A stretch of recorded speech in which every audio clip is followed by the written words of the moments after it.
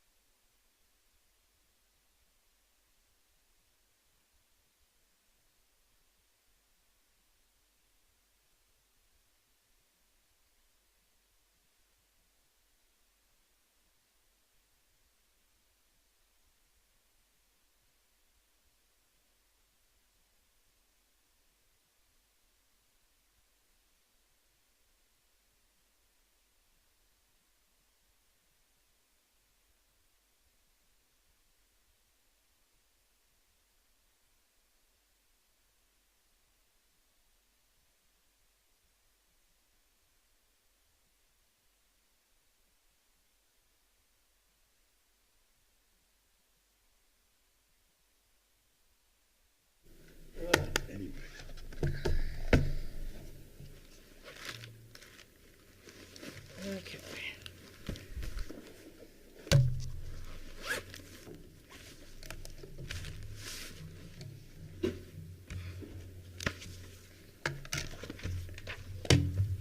So, do we have a student? Yes. Welcome. Sorry we're a few minutes late.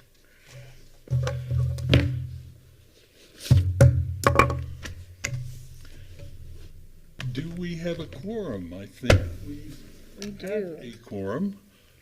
Yes. Jody and Pierre and myself, we have a quorum. Okay, very good. Thank you. Welcome to everybody. Shall we adopt the agenda? Mr. Chair, if I could, I need to make one really quick change. Please. We need to remove policy 2-20 from the agenda. Thomasina is not able to be with us today, and she would really like to be here. As you'll recall, this is the policy that has to do with admission to Santa Fe Community College, and she was tweaking some language in that. I think she'd like to wait and do that in April when she can be here to discuss it with you, if that's okay. Okay, great. And then we just would also like to change the order, and this is really small, under section 11, if we could move C, congressionally directed spending, up to switch that out with A and just reverse the order of those things. Of A and C? Yeah. Okay. That's it. Okay. So noted. Any public comments? There are no public comments. Okay. And now we will go into closed session. So can I have a motion to go into closed session? So moved. Second. Okay. All those in favor indicate by saying aye. You have to make a roll call. Okay. Chair Gamble, Yes. Vice Chair Pugh, Yes. Secretary Quintana, Yes. Member Wilson, Member Siegel is excused. Okay. Thank you. So now we can move into closed session. Go over to our spot over there, and I think Which Lynn and is, we're not Mariposa going there, we're going, over there. Yeah. Okay. And Lynn and Mariposa are going to join us in person. okay. Oh, okay. Let's see, do Yep. we need, There's Zuby, okay. just in time for the closed session.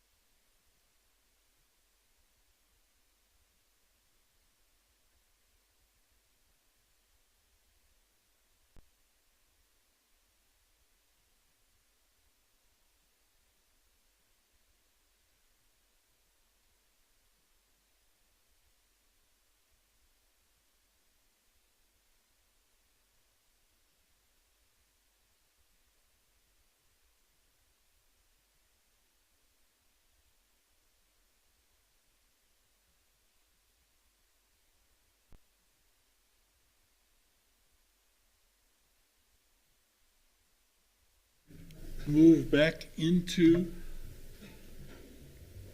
regular session. So moved? Second. To wait for Pierre. We'll be right back. Pardon? We need to wait for Pierre. Oh, we can. No. Yeah, we can start, I Yeah, guess. we have three. There she is, anyway. Okay. Where's he on off on the microphones?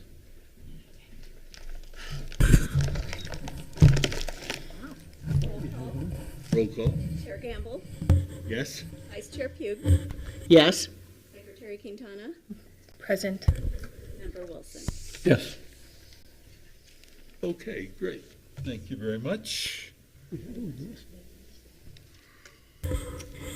We will now have the president's report. President Rowley. Thank you, Chair Gamble. I'd like to start with the Employees of the Month for February. For the Pass It Forward Award, we have Aylin Villalobos from Facilities and Operations, who was nominated by Imelda Quezada, also from Facilities and Operations. Again, I want to point to Aylin's work and thank her for all that she's done. There's a nice statement here from Imelda saying Aylin used to work at the fitness center and recently she started working in F&O. She's very nice and very professional. So congratulations to her. And for the WOW-gram for February, we have Christina Lally, the assistant registrar, who was nominated by Jessica Valladares from the School of Science, Health, Engineering, and Math, who says Christina is consistently working towards getting all student records in place for graduation. She is diligently assisting me with questions and helping me to get the processes completed towards the support of students. She is dedicated and committed to her work. And that is an incredibly important job in making sure that our students are certified for graduation. So congratulations to Christina also, to both of our award recipients. And now I will move on to... And neither of them are here? No. Okay. Thank you, though, for Sorry. double checking me. So on to the regular report.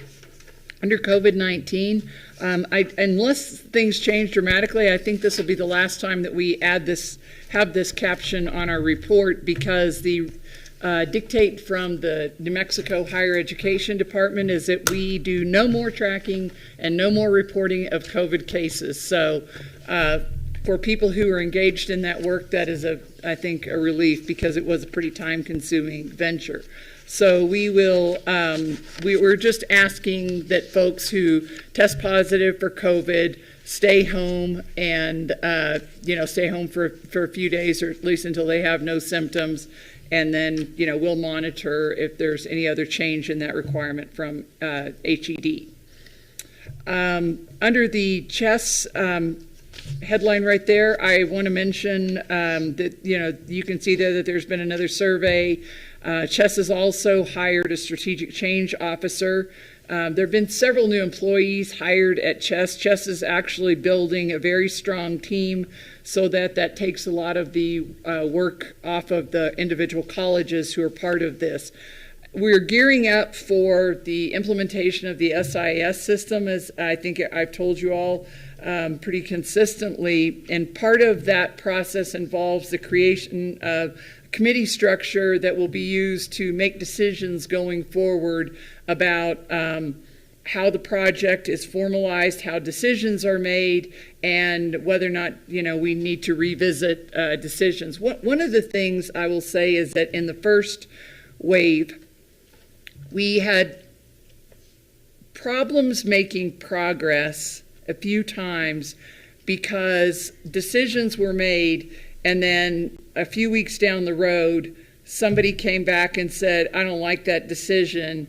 And we had to kind of relitigate everything or redecide everything. Both of the vendors that we worked with, CampusWorks and Workday, thought that particular pace to our work was really counterproductive.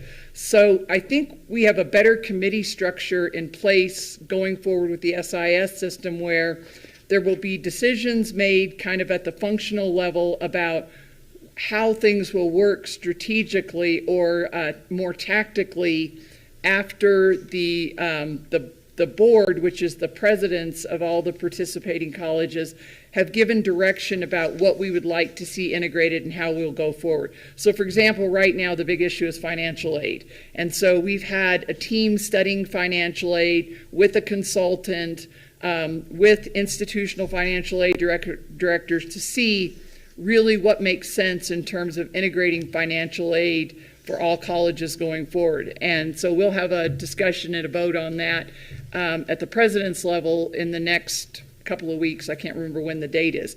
But when we have decided, this is what we want to do as the governing body for chess, then those directions will go to the implementation teams to figure out exactly what that means in terms of the tactics to get that implemented. And then there will be a steering committee that will still be able to review decisions and make recommendations to the board for chess. And so I think that, one of the other problems that we had is that there were some decisions made at maybe more like the director level that were not ever reported up to the governing board of chess. And so some decisions got made to not do a project that we never even knew about because there was no disagreement in that group. So we only know about things when there's disagreement. And if everybody agrees on something that we don't think is a good decision, we'll never hear about it. So we changed that.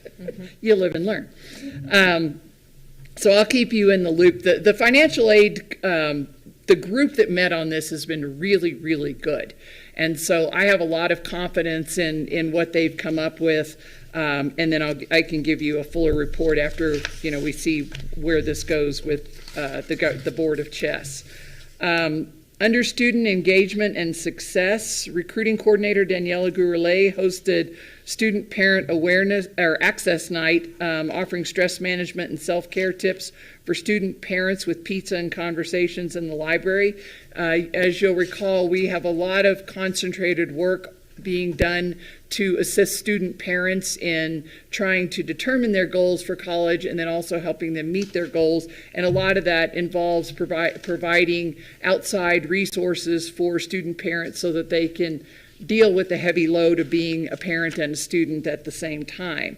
The Early Childhood Center of Excellence and Fathers New Mexico are co-facilitating a 10-week parent leadership class using the National Abriendo Puertas Opening Doors curriculum, another initiative that's also in the student parent leadership program. The Financial Aid Office is holding online FAFSA workshops every week in Spanish and English. Santa Fe Community College has signed an articulation agreement with New Mexico Highlands University to ensure that graduates in accounting or business administration can easily transfer to NMHU to pursue a bachelor's of business administration. We do still host Highlands, at our HEC. They are the one college that has consistently been providing four-year and graduate level coursework at that location.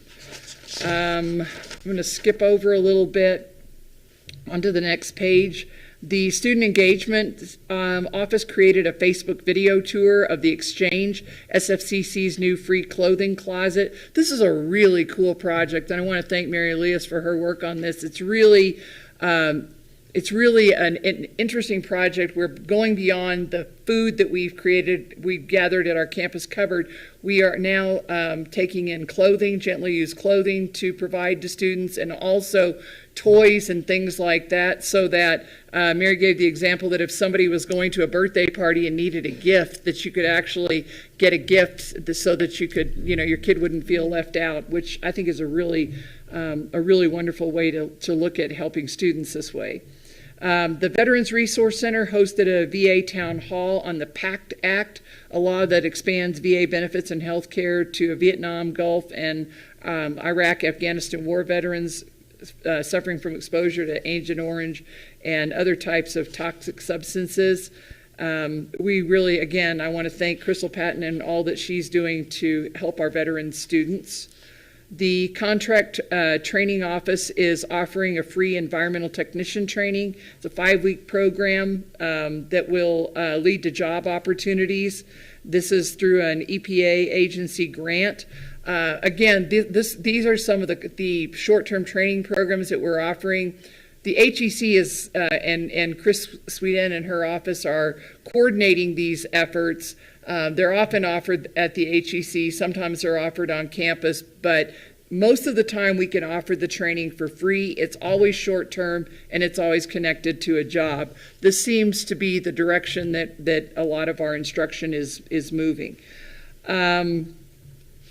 Under faculty and staff, program head of ceramics James Marshall's artwork was included in the exhibition Compendium Revealed at the William Campbell Gallery in Fort Worth.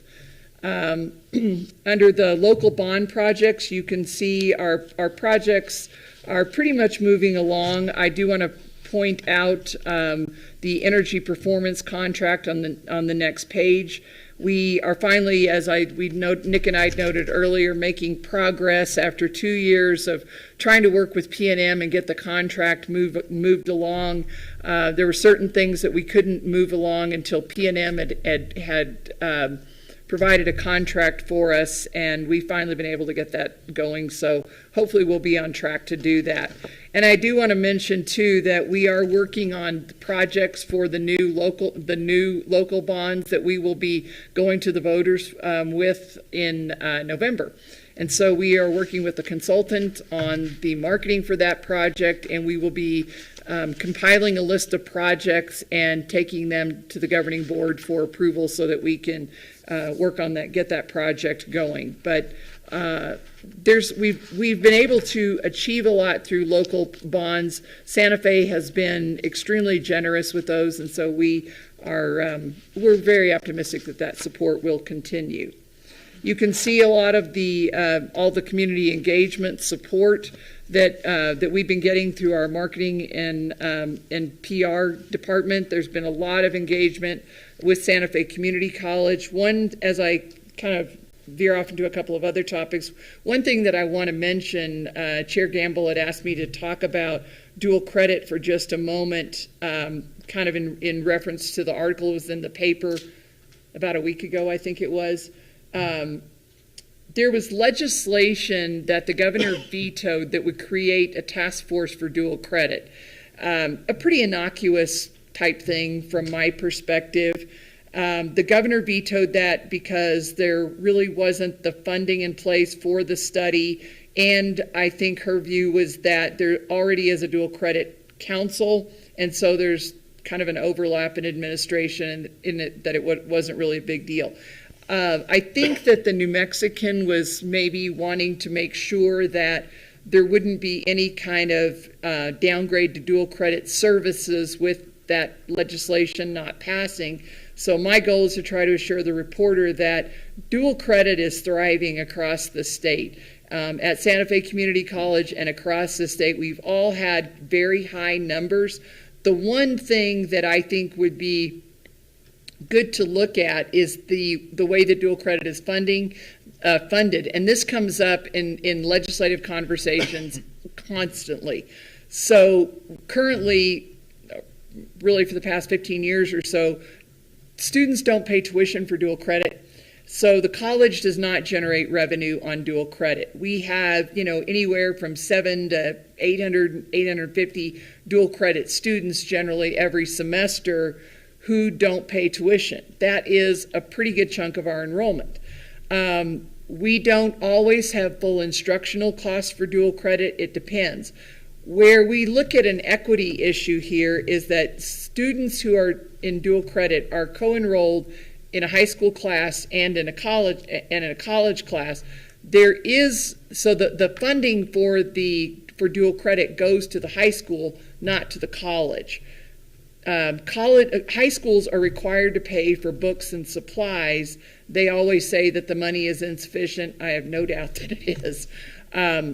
But they do get the portion that we might collect for tuition. And so there's probably some work to be done to work that out. This comes up all the time. It's not that no one is aware of this. Everyone is aware of it. But it's also the reason why NMICC, NMACC, and CUP have come together for the last 5 years or so to request additional funding for dual credit so that we could offset that lost tuition revenue through some other way. And we did get, I think, $2 million appropriated to the general fund this year. And, when I think that will probably stay in the budget. I'm not exactly sure yet. We asked for, I think, $8 million. 2 is better than 0, so that will help. But we'll continue to study this. It's really more than something that needs to happen on the dual credit task force. I think it's something that needs to happen in a general funding formula conversation. And so we're hoping that there will be more discussion about the higher ed funding formula in general, which would also include dual credit and how it's inadequately funded. One other thing I did want to mention, I just returned from the Higher Learning Commission conference in Chicago. The conference is a good way to find out what the Higher Learning Commission is thinking right now. So we will have a visit in, I believe, November for, as part of our reaccreditation process. Everything's going, very well. I have every reason to expect that visit to go extremely well. But there were several things that were discussed at the conference over and over. They have a day where they bring in or invite all the presidents of HLC institutions and kind of talk about what they see as trends that we need to be really worried about or get ahead of or something like that. One of the things that they talked about consistently were challenges in providing mental health services. They focused on students, but there was some discussion about faculty and staff too, because I think that's just it's a big issue.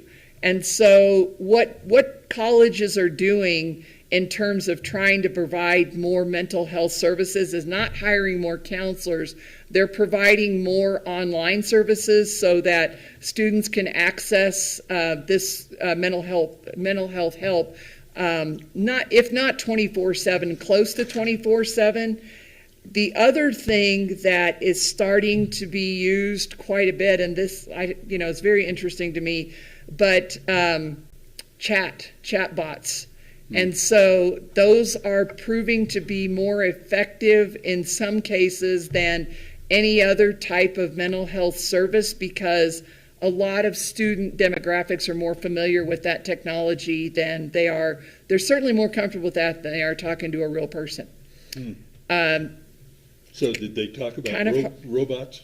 They did not talk about a robot because they know that students are going to access this help online. They're not going to come to a counseling office.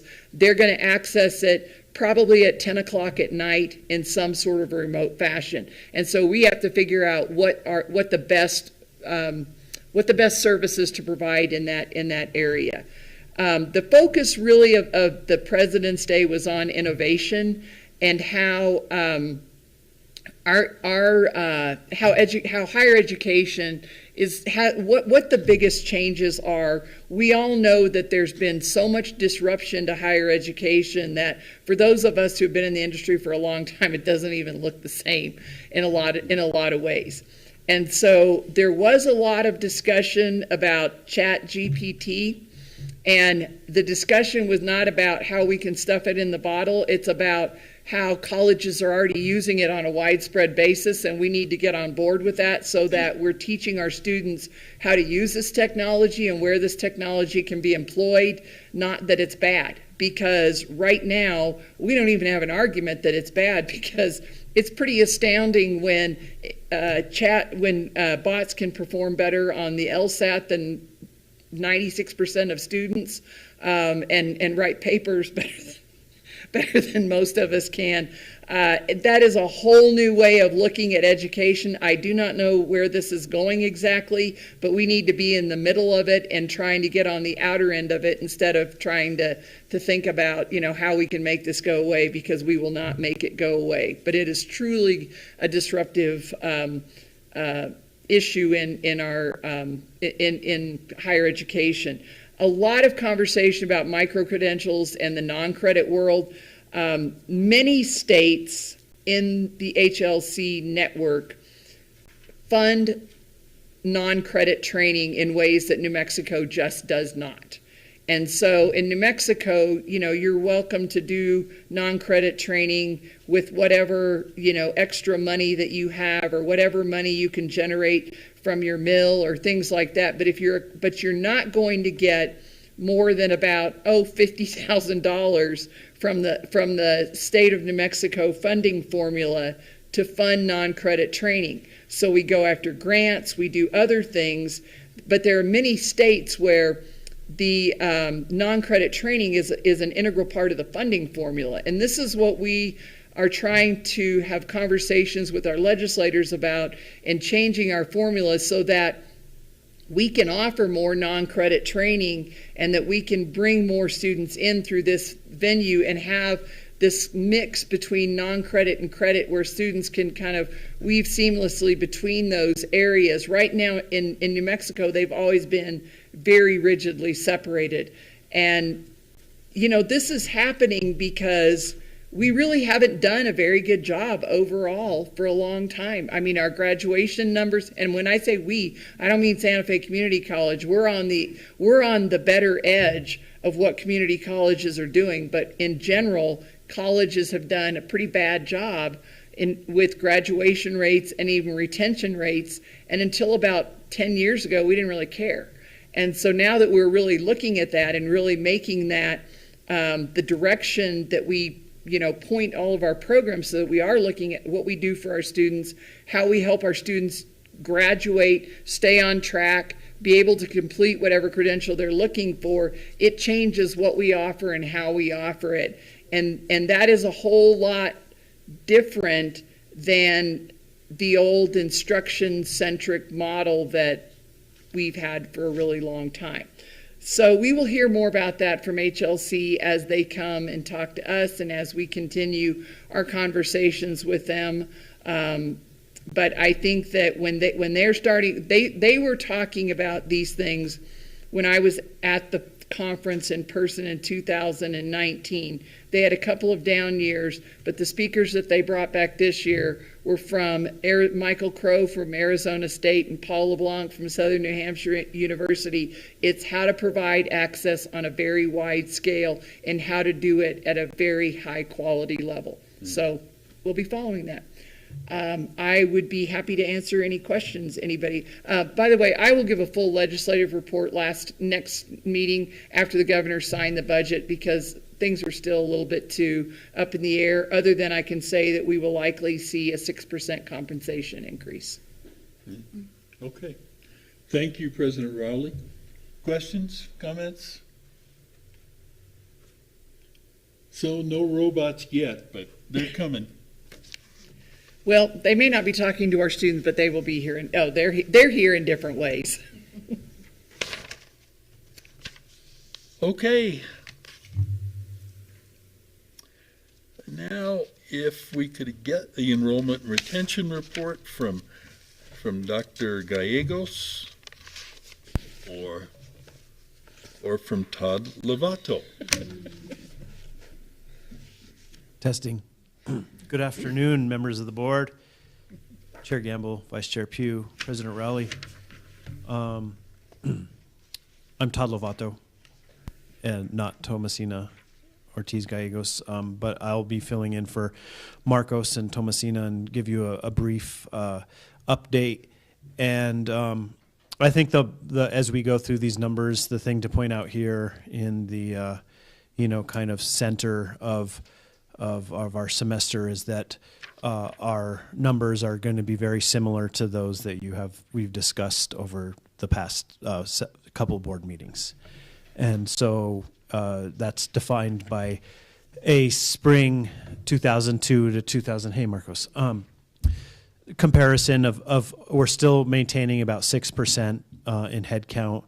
Our course load is less from last year.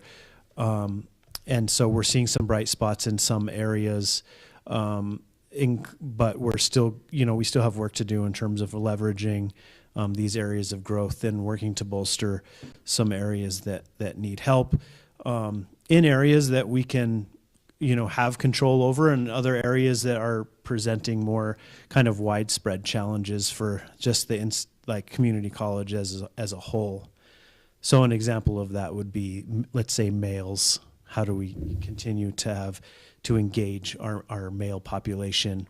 These are issues that are shared societally, and so we have lots of conversations. They're very interesting about how to do this, how other colleges are doing it, and how Santa Fe is in our service area is unique. And so each one of these populations kind of is its own conversation. If you look kind of the demographic pie, how we might treat an 18 to 24-year-old is probably not going to be the same as how we might approach recruitment and marketing and areas for, let's say, 45 to 54. They come with different sensibilities, different needs, different languages in some ways that they're speaking kind of intergenerationally. And so a lot of moving pieces right now. And the other thing I'll say as we kind of just reflect on this report, which hasn't changed much, is that we are very familiar with where we've been over the last 10 years, long-term trends, and where we want this to go. So we sit here and we say, 6%, that's wonderful. We've got our work cut out for us. We've got a lot of things that we need to do, and a lot of collaboration that needs to take place before we can kind of find both the quality of students joining our college and finding success here, but also in the volume, in the numbers of students that are receiving that, and how they're getting it. So very interesting time to be in our profession, just kind of getting out of the pandemic a bit and looking at all these kind of SWOT analysis, threats and opportunities and strengths and weaknesses. It's fascinating, and you combine that with the technology aspect that you were kind of touching on with some artificial intelligence and geocaching, geofencing, and the way that marketing and the way we talk to our stakeholders is really evolving. And so that is about as wide of a net as I could possibly cast here. And before I pass it to Marcos for an update, I also will just mention that we are gearing up now in April for the National Community College Month. And we have some really great programming that's being developed, so I just want to put a plug in for all those things. So to kind of show our solidarity with the valuable role that community colleges play in supporting local economies and educating the workforce. I did not just read that off a paper. That is committed to my... You're invited to come out to the campus and discover for yourself the many wonderful things that we have to offer in the form of Broken Parts Car Club Show, April 21st. So we'll have stuff on this on your website, so don't worry about writing these dates down quite yet. The SFCC Career and Transfer Day, April 25th. Diversity Day, programming is being developed. This is going to be a fun one, and illuminating one, April 26th. That is when that takes place. And then the Controlled Environment Agriculture Open House, April 29th. And so April is shaping up to be a really great event, and we're kind of doing this under the umbrella of Community College Month. So some really good opportunities to come and engage, and as well as for us and for our community, these are all public events. So we'll be sharing more information about this shortly. I'll pass it on to Marcos. Thank you very much, Todd. Chair Gamble, members of the board, and President Rowley. So really quickly, I don't want to take up too much of your time, but I think it's also worth mentioning that registration for the summer and fall semester, if you can believe it, is coming up fast and furious. Summer semester, it's going to be April 10th for early registration, and for the fall semester, we're talking April 17th. So pass the word out there to our community. We're doing that right now in preparation. Tomasina's team is working hard with their advisors and their financial aid to get the word out to to our students. We're working with the high schools and also a lot of our non-traditional age students in the recruitment office. I think Todd was telling you that I just came back from the Santa Fe State Police Academy and started talking to their retirees about maybe wanting to sign up for some classes at SFCC now that they are looking for that second career. Let them know about obviously our great criminal justice program and some other great areas that they can look into, and encouraging them as much as possible for them or their family members to sign up for those summer and fall classes. Also, regarding outreach to our non-traditional age students, I'm happy to report, and Board Member Pugh, I think you'll be happy to hear this news as well. We are working with the Montecito Santa Fe to launch cohort classes, CPR first aid cohort classes at the Montecito Santa Fe for their employees.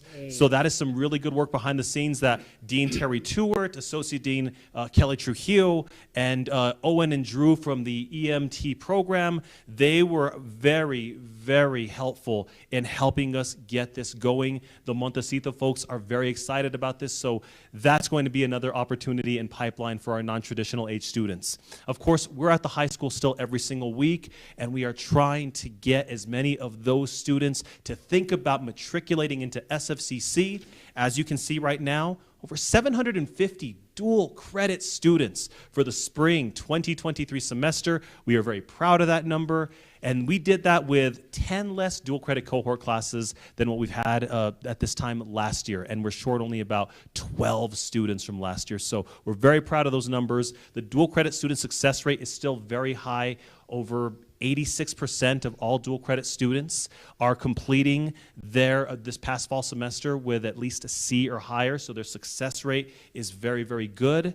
And we're just hoping that we can work more, come up with more campaigns, whether that's calling, texting, emailing, but staying on these students and working with their counselors as well to get them to want to continue to SFCC, because we need to get those numbers up. So yeah, we're very, very happy with all the hard work that's being done. There's always a lot more that needs to be done, and we are working on that as we speak. Chair Gamble. Well, thank you very much, Todd and Marcos. Does dual credit, does that tend to be a funnel indeed into the community college? And has that been changing or? Thank you so much for the question, Chair Gamble, members of the board, President Rowley. It can be. It absolutely can be, but it also depends on the high school. So keep in mind, we work with over 20 different dual credit partner high schools. Of course, some of our biggest partners are the master's program, Early College Charter High School. It's here on this campus, Santa Fe Indian School, and of course, our Santa Fe Public School high schools. Those are some of our biggest partners. Now, when we're talking about actual matriculation into SFCC, that's where the numbers can get a little bit skewed if you look at the overall number of matriculated dual credit students coming into SFCC. The numbers can look a little bit smaller than what they can actually appear. So for example, the master's program Early College Charter High School and Santa Fe Indian School are our two biggest dual credit partners when we're just talking about overall enrollment, just head count. But it's a little bit unique in the sense that Santa Fe Indian School, and a challenge I should say, that the majority of their students, they don't actually live in Santa Fe, New Mexico. In fact, many of their students, they're housed here at Santa Fe Indian School, but they don't actually live here. So when we're talking about senior year, they're done. It's quite a challenge to get them to commit to being a matriculated student, full-time student, or part-time for that matter, at Santa Fe Community College, which is a shame, but there are ways that we are thinking about being as strategic as possible. Maybe that's partnering with IAIA sometime down the road, of trying to get more of those students to be incentivized to stay in Santa Fe so that they continue on, because we have them in some really good programs right now. Everything from film to medical pathways, even some of those gen ed requirements like Spanish classes. We get them Spanish 1 and 2 out of the way right now. So CMP master's program, we're seeing more of their students matriculating into SFCC than we have in past years, which is very encouraging. But their mission is they are trying to get their students to complete with a certificate or a degree while they're still in high school, because they are focused on the 4-year track, which absolutely, we respect that, but it is good to see that more of their students are matriculating to SFCC, and they're working more closely with our office. We have our recruitment coordinator going out to TMP, speaking to their juniors, speaking to their seniors. Our financial aid office works with them, so I think that that's why we're starting to see those numbers pick up. Santa Fe Public Schools, Capitol High School dual credit students, that's a pretty high matriculation rate. Santa Fe High School, it's been higher in the past, so again, we just need to work harder and figure out more innovative ways to get these students to want to come to SFCC. But to answer your question, the Santa Fe Public School students that do dual credit, that's normally a very good pipeline into SFCC. Right. Yeah, great. Thank you very much. Any questions or comments? I have a question, Chair Gamble. So I think, you all sit in the hot seat every month to talk about enrollment. And I think I really want to make it a point to acknowledge that it doesn't solely fall on recruitment and admissions to make sure that our enrollment increases. And so I'm very curious, to think about what is the motivation for those students who do decide to come here, because I think there have been reports in the past that their motivation is to get a good job. When we have a career center of one? So that's an example of an area where we could be doing a lot better. Not because that one person isn't doing everything that they can do, but because there isn't, there hasn't been a lot of emphasis in putting resources there where how do we help those students, if that's something that really motivates them to come here, how do we show them the pathway through their academic program to lead to that good job? Internships, making sure that they're taking the right courses. Is there an opportunity for them to do a micro-credential while they're here? There are different ways to think about how to attract students, and it doesn't just fall on your teams. I think there are services that are offered on this campus that we could shine a spotlight on or add more resources to if it's possible, so that students know when I get there, I'm going to have all this support to get that amazing job that I want when I leave. Because their whole goal is for so many of those students to get out of poverty, right? And in their minds, the way out is a better job through education. And I've frequently been frustrated. I love SFCC. This has been a frustrating point for me of how do we work more in that career space to help them access opportunities so that they're motivated to leave and get that great job, and they're helped in getting that job. Thank you. And I agree, Member Kitana, and I appreciate the acknowledgement that this is a collaborative report in many ways. And yes, we come share some numbers, and people ask, well, how are the radio ads, fixing the problems for Santa Fe Community College? And I will give my best answer on what I think how they are trying to do that. But you're right that we have to work together. This is a holistic, this is a community. The more we can do that, break down those silos, and and listen to the needs of our community, which is, these are all cliches that people say all the time, but we really have to commit to listening to what the people are telling us and to providing the services, whether that's mental health or career support. These are the things that are going to continue to keep us vital in the eyes of the people who we serve. And so I hear what you're saying. And I also would add that the easiest students to recruit or to market to are the ones that never left us in the first place, if that makes any sense. Yep. So I hear you, and I think there's a lot of pockets where all this stuff is happening. Very promising collaborations within our strategic, plans, and so the work that we kind of engage in with our deans and with various programs. But we have to got to keep focusing on these areas where we feel like there could be additional support. And maybe Marcos has something he wants to say there too. Thank you very much, Board Member Quintana, Chair Gamble, members of the board. You're absolutely right. It takes a village. It's just not one department, regardless of how good they are, how talented they are, can solve all these different issues. So it absolutely takes a team of folks. And I am very proud of the work that Todd and I and Tomasina are doing together. We are collaborating. We are in meetings together with their registrar, their enrollment manager, their career folks, and their director of advising. So we are working together to see what we can do for the next academic year, but also not just the next academic year. What is the plan for 3 years from now? What's going to be the best return of investment? So we are already starting to have these conversations, and we're 100% with you. It takes all of us to really be as successful as possible with getting our students to really get that message that you belong at SFCC. You matter. This college is student-centered. We are trying to meet your needs and meet you where you are. But you make an excellent point, but we hope that we can get there all together. Board Member Quintana, Chair Gamble. Thank you. And just one more comment is I'm also like thinking, right, if you're, what sets you apart from other community colleges, not just in the academic programming? So what is it that you're doing here that you can market to parents and to families that make them want to choose this place over online at CNM?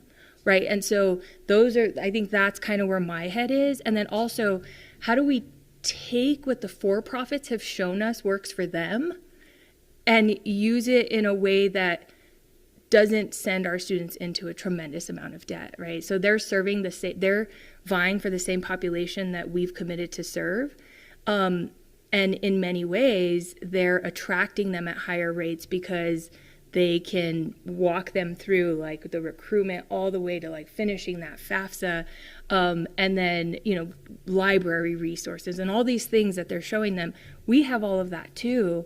And so I'm kind of like trying to flip it of how do we start marketing these other things that we do like really, really well that sets us apart from every other institution. And I think we also even have to think about how are we different than our local partners, right? Our local community colleges. So anyway, just my 2 cents. You all are doing a great job, and it's a really challenging time to be doing this. And all higher ed institutions are trying to figure out how to do it differently and to think differently about it because the way we've always done it isn't working anymore. So thank you. Yes, you are doing a great job, and we do have to continue to work together as a community, and I'm sure one piece of all that is resources. Resources for personnel in the Career Center office, in marketing, in outreach, in here and there. Very critical. Yes. Thank you very much. You're doing a great job.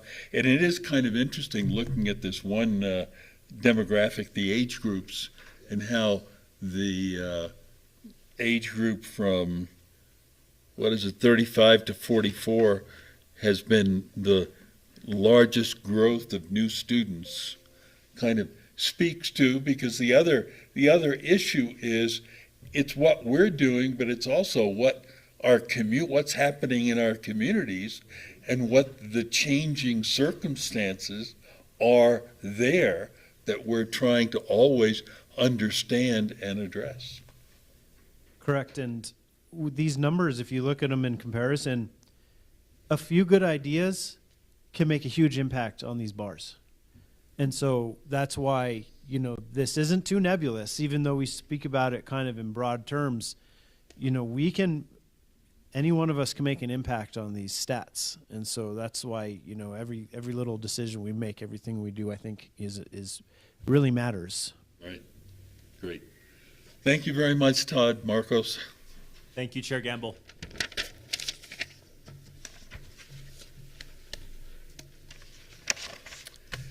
And now we go to the Faculty Senate report and Mr. Valdez. Who? Good afternoon, everybody. I'm Jerry Friedman. I'm the Vice Chair of Faculty Senate. Jared Valdez is helping his brother, who just became a father today. So I'm filling in for him. Oh, and he needs help. Nobody is And just to report on our last Faculty Senate meeting, We discussed the process of student discipline on campus. So at our next meeting, we're going to host Bobby Mascarenas, our student affairs officer, to clarify how faculty's concerns about students are handled by the college, the legalities of the process, and how the process can be followed up to address faculty concerns about the learning environment and safety in the classroom. And this effort might lead us to propose some changes in policy and procedures. Another concern that we discussed, which relates to the well-being of our students, is that we're working in conjunction with many faculty members and with the help of Vice President Peters to restart the move to provide feminine hygiene products in the bathrooms around campus. Like many other community colleges, we believe this is an important equity and accessibility concern, and it seems that it can be solved at a low cost to the college. Also at our last board meeting, at your last meeting, I'm told that Board Member Wilson asked about the transition from improve to improvement, the new assessment software, and we were told by our Senate Secretary David Seco, who's also the chair of the assessment committee that and was heavily involved in the selection process, that it looks like it will live up to its name and it is a big improvement over the previous software. We're also working with Vice President Morimoto and Vice President Peters to allocate a faculty-based training budget for research and travel for the faculty so that faculty members can seek out informative conferences, lectures, and seminars around the country. And finally, the Faculty Senate Constitution has not been revised since 2010, so we're giving it a revision for its bar or bat mitzvah. Several topics need to be updated, such as the Senate officer duties, the release time for officers, college service for attendance at Senate meetings, and the definition of who's eligible to attend the meetings. So the Constitution, we're hoping to present a new version of the Constitution for approval to you soon. So those are all examples of how the Senate is representing faculty concerns and working to bring about positive change at the college. Our next meeting will be on April 24th. Thank you for your time and for giving me this opportunity, and I'll do my best to answer any questions you have. Thank you very much. Any comments or questions?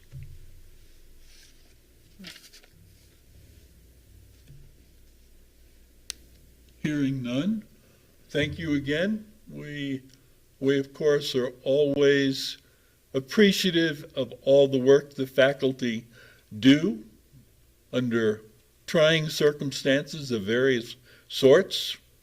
And thank you. We appreciate that very much.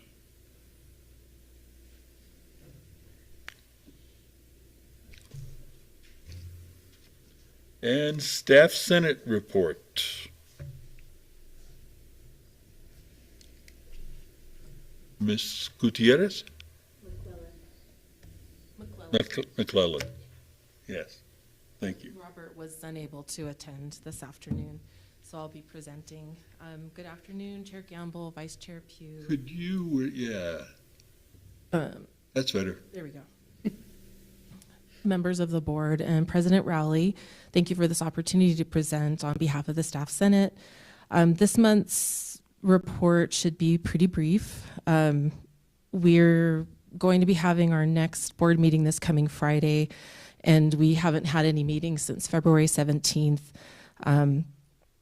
because March 3rd, when we would have been scheduled to meet, was Professional Development Day, and then on March 17th, the campus was closed due to a snow day. So it should be pretty brief. A few highlights from our meeting on February 17th include we had the PDAC co-chair, S.J. Miller, attended the Staff Senate meeting to talk about the status of the committee as well as the roles of committee members.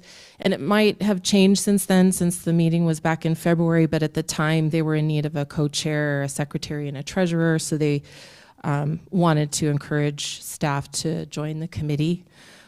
We also discussed some issues concerning the bookstore. A few things were brought up about hours, inconsistency with hours that the bookstore's been open. Students and staff both have gone by, and there's been signs posted saying that they'll be back in an hour, but there's no actual time listed of when they'll be back. And then students, again, back in February, had made some complaints that the hours that they were opening and operating were limiting for them if they were taking evening classes or couldn't get here to the evening. And then there were also some issues around I lost my place. Some issues around customer service inconsistencies. And so it was noted that the bookstore staff had been having some shortage issues, which might have contributed. And I don't know if that's resolved at this time. And then a suggestion was made by one of the staff members that maybe the bookstore could offer extended hours during the first few weeks of the semester to better serve students. I know that they're a private entity and contracted, and so some of these things might not be doable, but there were some suggestions that were brought up that we thought would help us better serve the students. And then the last thing was the staff senate had discussed or had a question about whether or not or around the status of the salary study that was supposed to replace the Evergreen study. Staff Senate understands and appreciates the efforts of administration working with and trying to educate state legislators and to help secure cost of living raises, and we know that that's been challenging. However, the salary equity is a broad issue, and in this competitive job market where there are fewer qualified applicants applying for positions, as well as the issues that some staff have been approached by job recruiters, the Staff Senate would like to know what, if any, remedies are being discussed to reward loyalty and experience, such as the staff salary matrix that was presented by previous Staff Senate committees and task forces. And then finally, the Staff Senate would like to invite President Rowley to attend a future meeting to discuss this issue and possibilities for addressing some of these concerns. And then I think that was all I had, and if there are any questions. Okay. Thank you very much. Comments, questions? Well, interesting, the bookstore. I'm just curious, the staff raising questions about the bookstore because they use the bookstore? Yeah, going over there to, because they do have some snacks there, supplies, and so I think sometimes staff has gone there for that reason. And it's just something that's been noted, that there were some inconsistencies there. Yeah. Okay. I have a question, Dr. Rowley.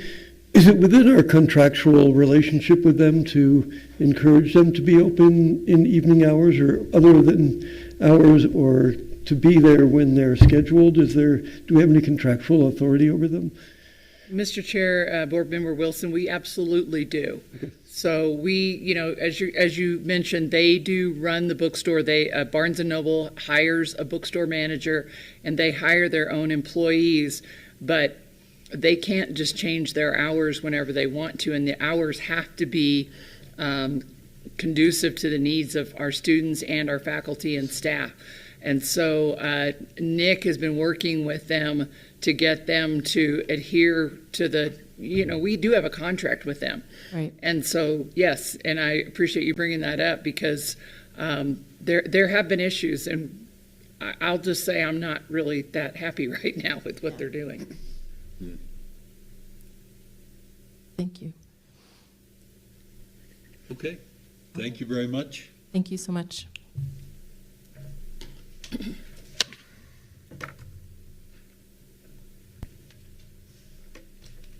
And student government report from Miss Jefferson. Yes. Hello. Hello.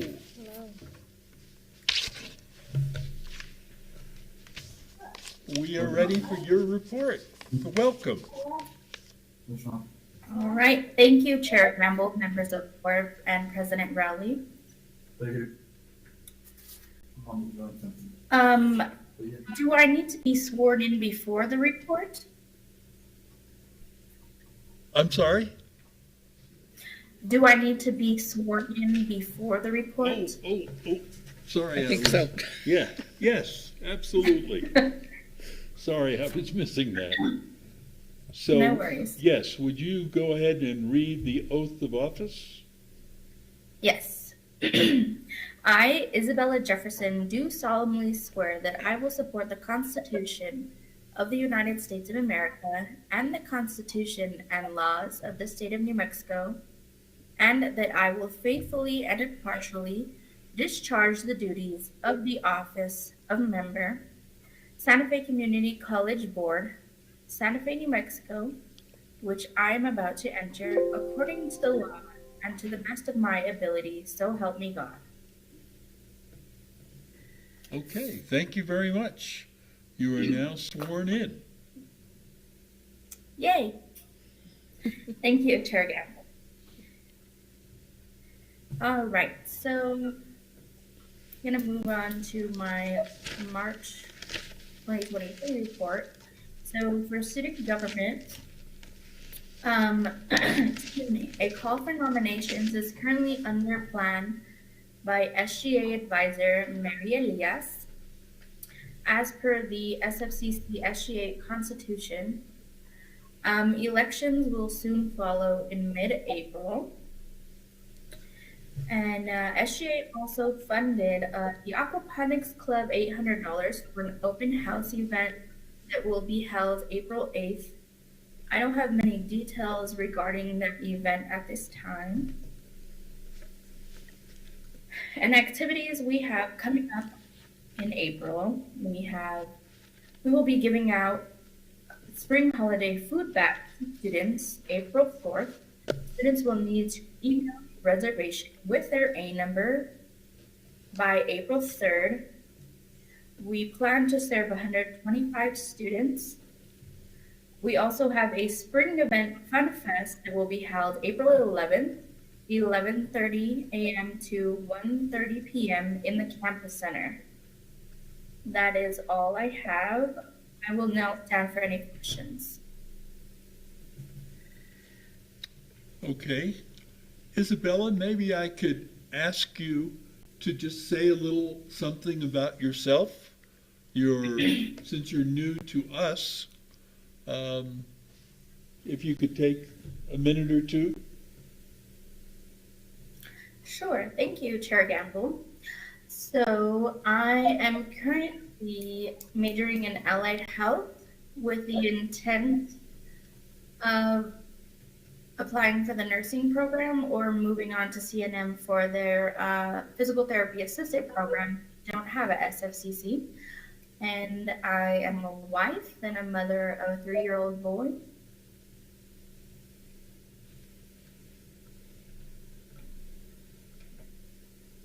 Okay, wonderful. That's all I can think of right now. Okay. Well, as a wife and a mother, and a student, I'm sure you're quite busy. How do you Yes. How do you manage all those roles? With a lot of support from my husband, and also the kids campus at SFCC is a great help to daycare for my child. Okay, so that's great. Yeah. Good. Thank you. Any other comments, questions? I have one, Chair Gamble. Hi, Isabella. This is Pierre. I think we saw each other at the Children's Museum last week. And we passed each other in the hall at Kids Campus. I have a question for you, parent to parent. President Rowley reported out on the parenting classes that are happening at Kids Campus. And I heard from somebody who's participating that there weren't enough signups. And I'm curious if there's any involvement with you as SGA president or with SGA to recruit parents who have children at Kids Campus to participate in those different events. So, right, like they have the Explorer events and they have the parenting classes. And I'm wondering if you can speak to, and no pressure if you can't, but is there any coordination or collaboration happening between SGA and Kids Campus to promote those for student parents? So personally, not with SGA, but personally, I go to the Abriendo Puertas classes. I am also in the student parent program with Rachel. I cannot think of her last name right now. Kutcher. But I do meet with her once. Say that again. I'm sorry. Kutcher? Kutcher, yes. I did not remember her last name. Thank you.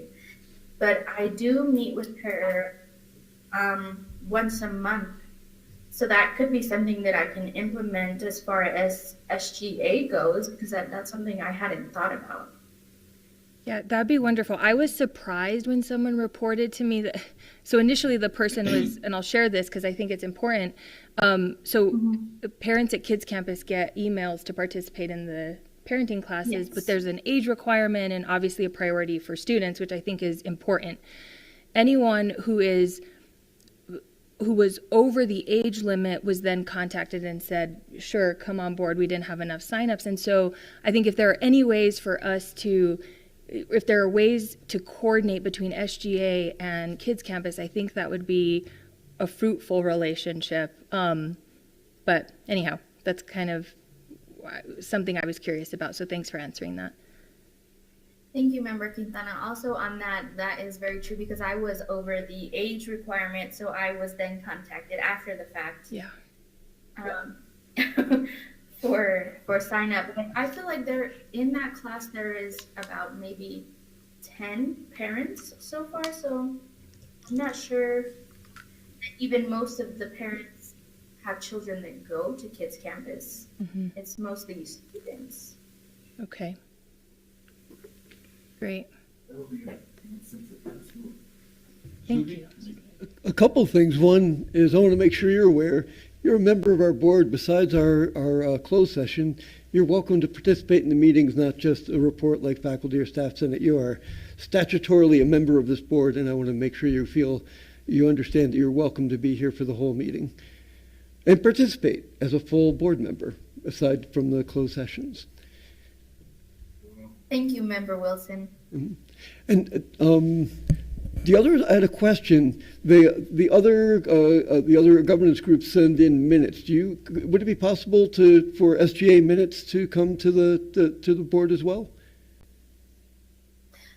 Yes, thank you, Member Wilson. That is something that can be possible. I can coordinate that maybe with Audrey, and we can see how I can get those to you all. Thank you so much. Welcome to the board. Thank you.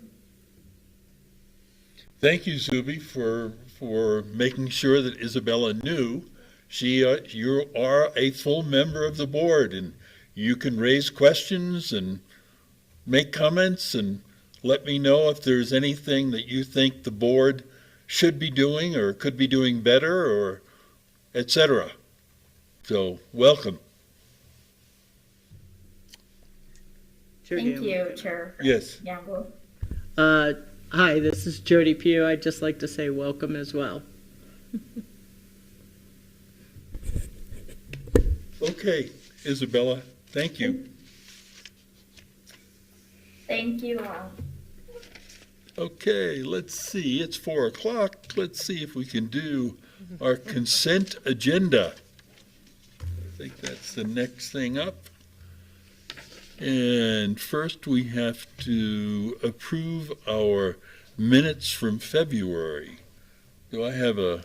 Mr. Chair, that would all be part of the consent agenda. You can do that all as one thing. Oh, we can? Yeah, remembering that we minus 220, we pulled that. Okay. So indeed, we're cutting the 220 policy out for a later time and just now looking at policy 8.1 and policy 8.2. And Laura Mulry, is she going to comment on any of this or no? We reviewed those at the last meeting, so if we would ask that you, all those things are on the consent agenda, and you can approve everything with one motion Okay, if you choose. so can I have a motion to approve? I motion to approve all but policy 2-20, admission to SFCC. Okay, and do I hear a second? Second it. Second, and do I hear all, a vote in favor? Aye. Aye. And I hear unanimously approved. Okay. The consent agenda has been approved.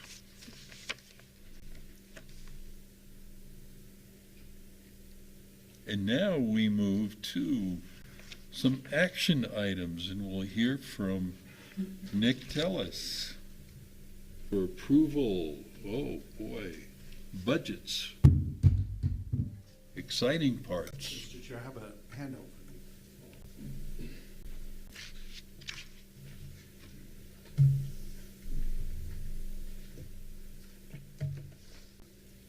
Thank you. Thank you.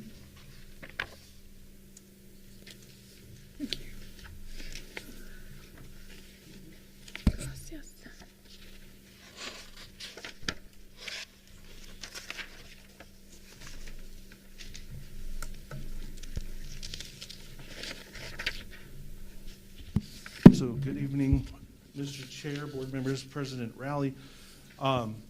Normally you have this handout in your packets. However, as we've been converting from the banner system to our Workday system, we've been working very, very much to get everything set up in terms of financial reporting in Workday.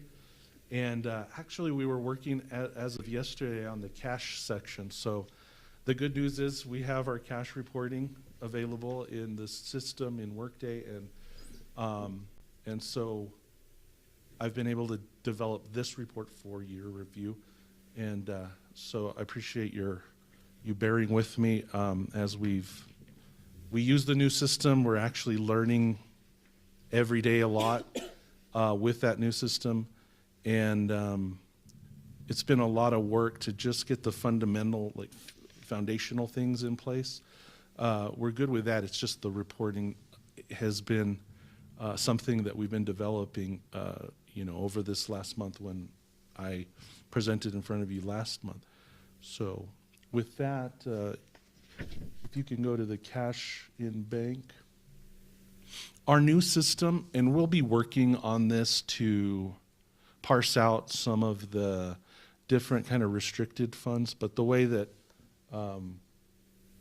it's set up as it is that, as you see, the operating account is $51,442,921.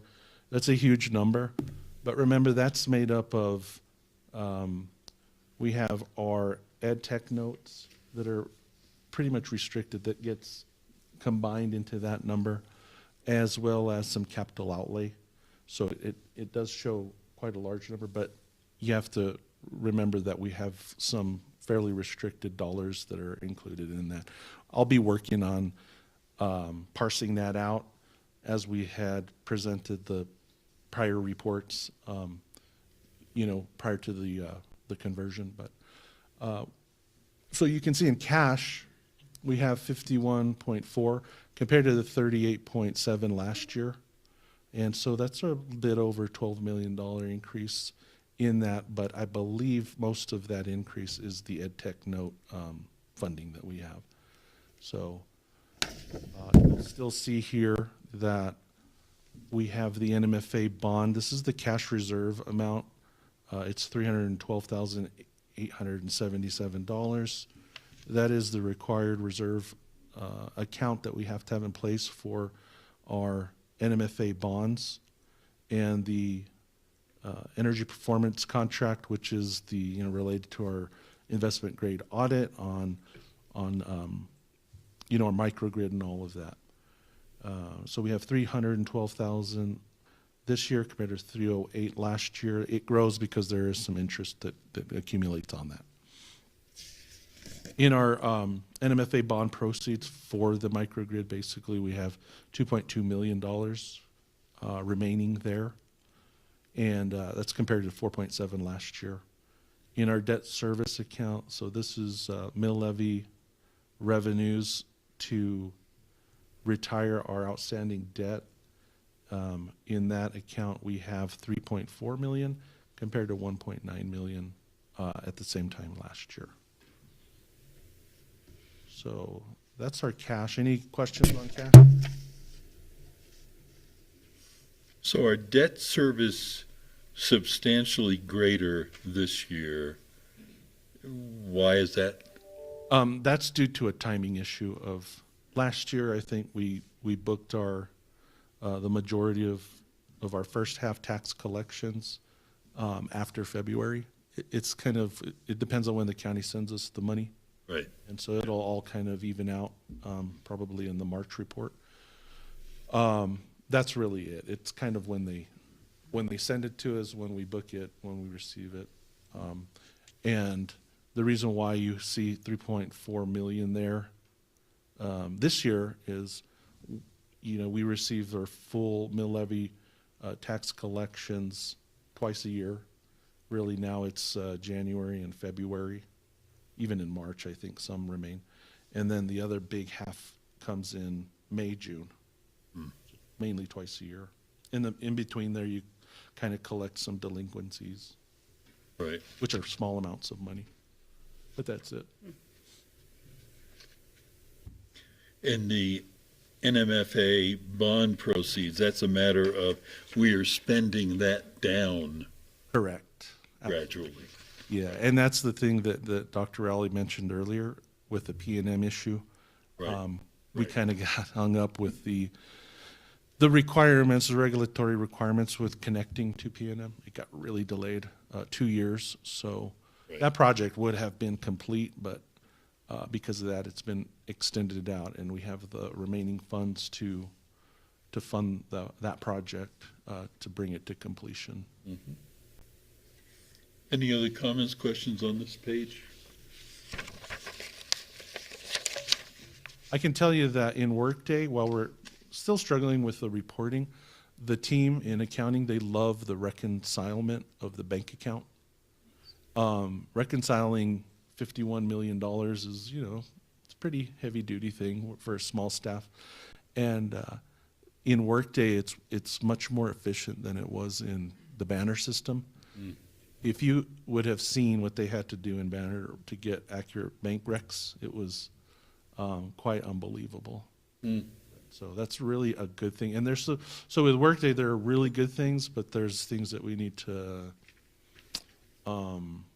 really mold into how we can use them in a real efficient way. And so they're still new and different to you. yeah, it's still new and different, and it'll be that way. I think that it's going to be that way for a year to 2 years till we get everything kind of the way we had it prior in Banner. Right. Which in Banner we had, over 10 years of being able to kind of tweak it and change it and revise it to get us to ideal state. So that's where we are with that. Good. Chair, I have a question. Sorry. Yeah, so under your operating account, do you have a feel for how much of that is the restricted dollars? Yes, we can parse that out, but in the new system, it's a little bit more challenging. So I'm working on that, and we Okay. will pull that out, and we will report that separately as we're able to refine our reporting, really. Yeah, because it looks like a big number, but Yeah, it's it's huge. not but a lot of it- available. A Yeah, lot of it is completely restricted, so okay. don't get too excited about it. Yeah, thanks. You can't just dump it in a bowl and spend it. Yeah. Yeah, that's the thing about governmental and fund accounting. You got to be very careful on what, the purpose and the allowable, expenditure rules are on it. So, yeah. Okay. All right. So if you turn to the ING report. Yeah, last time we met, I really couldn't really put this together, but we've been able to work to get accurate numbers on this report. So you'll see that tuition and fees is up 4% And we've achieved at the end of February really 100% of our budgeted amount, which we budgeted for this year about $5,315,000 was the projected kind of our budget number. We've received that through February, and that's what we would expect. I don't know if we expected to hit 100% exactly, but because of the way we receive tuition and fees at start of semesters and things like that, at February, March, we've pretty much received everything. The money that will probably come in would be continuing education and contract training through the remainder of the year. I think a lot of that does hit right around April, May. So the majority of for credit is in by this point. So that's why you see that we hit 100%. State appropriations up about 16%. This year's $9 million compared to $7.8 million last year. Most of that is for compensation-related appropriations. And the local mill levy's up 12% at $15.9 million compared to $14.1. That's a huge increase. I think it will stabilize and level out over the remaining part of the fiscal year through June. But that tells us that we've received quite a bit of at least first half property tax collections for the operating. And I remind you that that number here, the 15.9, is one of the two mill levy revenues the college gets. The first is this operating levy where we book here. And the second is that number that was mentioned earlier for debt service retirement in that cash amount. So with that, good news, local appropriations is up 12%. Again, I think that's a bit high, but there has been a lot of construction, as you know, over the last 2-3 years in the county, and it could be that it's surfacing now. And then on the expense side, everything looks good and on track. Instructions at about 3%. When you compare year over year, academic support's 9% year over year. Student services is 7% of an increase from year to year. Institutional support 2%, and plant operation maintenance 8%. Which we track our budget to actual expenses through February, and that's that number in that column. It's 55%. So what that's saying is that out of all the money that was budgeted for expenses, we spent about 55% of it. We're currently at 67% of the fiscal year complete, so it's not linear with fiscal year, but it's showing you that our budget spend is right on track. So that's it. I mean, that's the ING fund, which is the one that's really the heart and soul of finance for the college. Any questions? I guess my biggest concern is when I'm looking at our actuals versus original budget, we seem like we're down 25% or more from our original budget. Did we do a bad job of budgeting? Are we expecting the revenues to meet our budgets, or did we over budget last year? Which number are you talking about? Well, in the state appropriations and local appropriations, it looks like our actuals are down about 25 or more % from our budget. And are we expecting a lot more money to come in, or did we over budget? No, so if you look at that column, current FY20, it's towards the right-hand side, current FY23 bar, it shouldn't say bar, but it does. So what we've received through February is 70% of our budget. We still have March, April, May, June that will come in for state appropriations there to get us to 100%. So we're expecting a lot more to come from the state and the county in the next. Tuition and fees is pretty much complete. Okay, yeah. At this point, just because of the timing of it was students pay. Like I said, contract training, continuing ed there'll be portion that still is remaining through from March, April, May, June. That will come in. Small dollar amount, won't be that large or material. And then the local appropriations, we get those monthly, so we've received 71% of that through February. So March, April, May, June would be the remaining portion.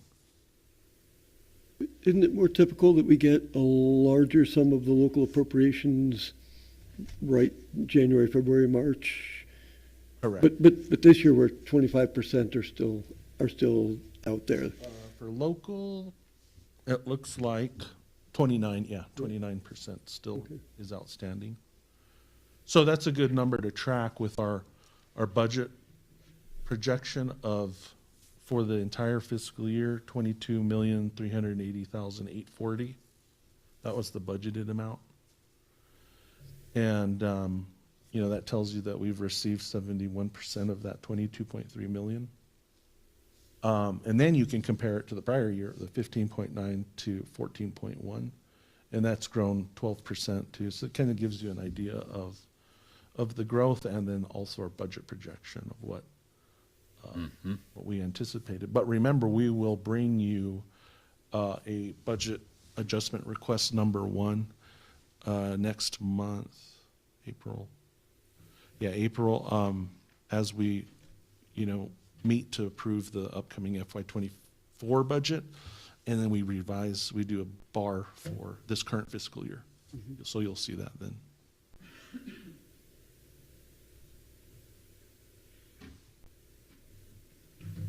Any other questions, comments? Okay, the last page, just, it's not a lot to digest, I don't think.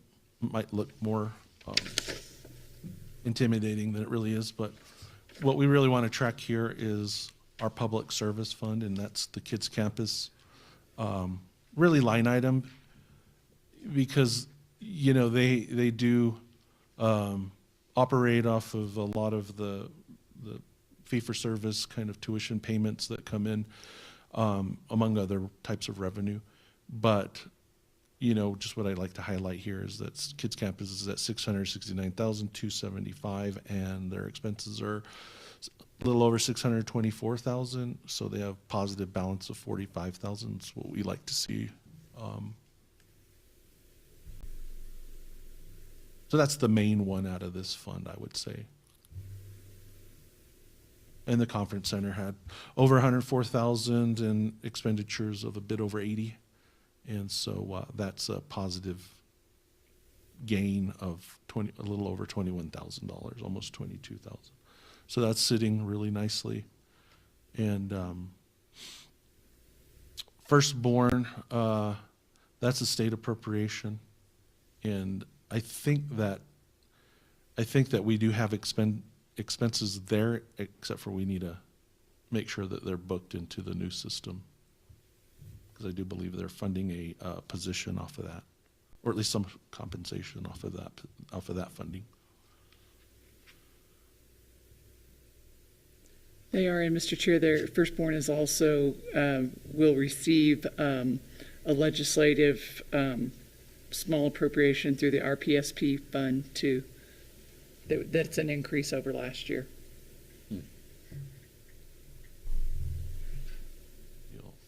That's it. I'm still working on the plant fund reporting, so I hope to have that for you next month when we meet. But this is really the nuts and bolts of our budgeting for the college. Chair Gamble, I have a question for Mr. Toth. Please. Nick, can you, historically, I'm curious, with Kids Campus, did it used to operate in the red a lot of time? Is this really our first time being, or at least this is the first time I remember seeing this, so that's really good news. I think that last year was really good as well. Wonderful. But yeah, the management, we have new leadership over there. They've really done a great job of turning it around and getting really the billing and the fees and things like that situated. And so the finances over there are really being handled well, I would say. I get billed promptly. Yeah, I got to tell you, like, when I started with it, Good. It's very good. really, that's good to hear. When I started with the college, that was in the red $300,000. Well, yeah, Wow. $300,000, and it was just like, wow. I mean, what ends up having to happen is you have to use ING to subsidize it. So that's less money for the college. This is great. Yeah, I remember that, and right, we don't have the cafeteria anymore, but food service used to run in the red quite a bit. So this is really great news. Thanks for sharing. Yeah, thanks for bringing that up too.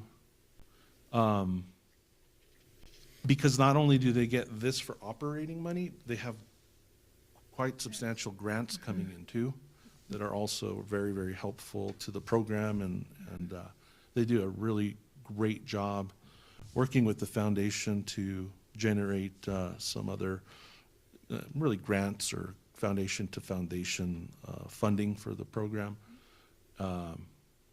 They really do a lot, and I think it really does help the college in a really, really good way. And I think they're making the plans to kind of expand some of the services to students. Right. So, Chair Gamble, can I? Please. Nick, I have a question along the same lines about the HEC. Is it in the black then? it is, yeah. We don't have any expenditures at this point. In terms of budget, we had, to the left-hand side, you'll see that original budget section. And so what we had anticipated was $95,000, and that's really the lease fee to New Mexico Highlands. Mm-hmm. They're our main partner there. And that's really their lease fee. And we anticipated some expenditures, but they haven't really hit yet. So they might be a booking thing where later on we'll apply those. So we might go in the red then. I don't think we will, because our plan was to be in the black by $64,150. Oh, okay. Yeah, $95,000 of revenue, expenses of $30,850, being on the good side by a bit over $64,000. So we're good there. Okay. In fact, we're a little bit higher in terms of revenue.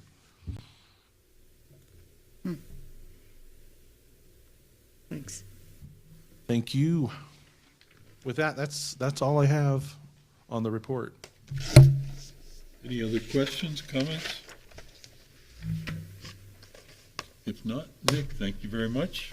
We do need a motion, or we do need approval of this. Okay. I move to Aye. approve. Yep, I second it. All in favor indicate by saying aye. Aye. Aye. Aye. We liked it. We like it. Thank you, Nick. Sure, I think I have, oh, no, somebody else is up next.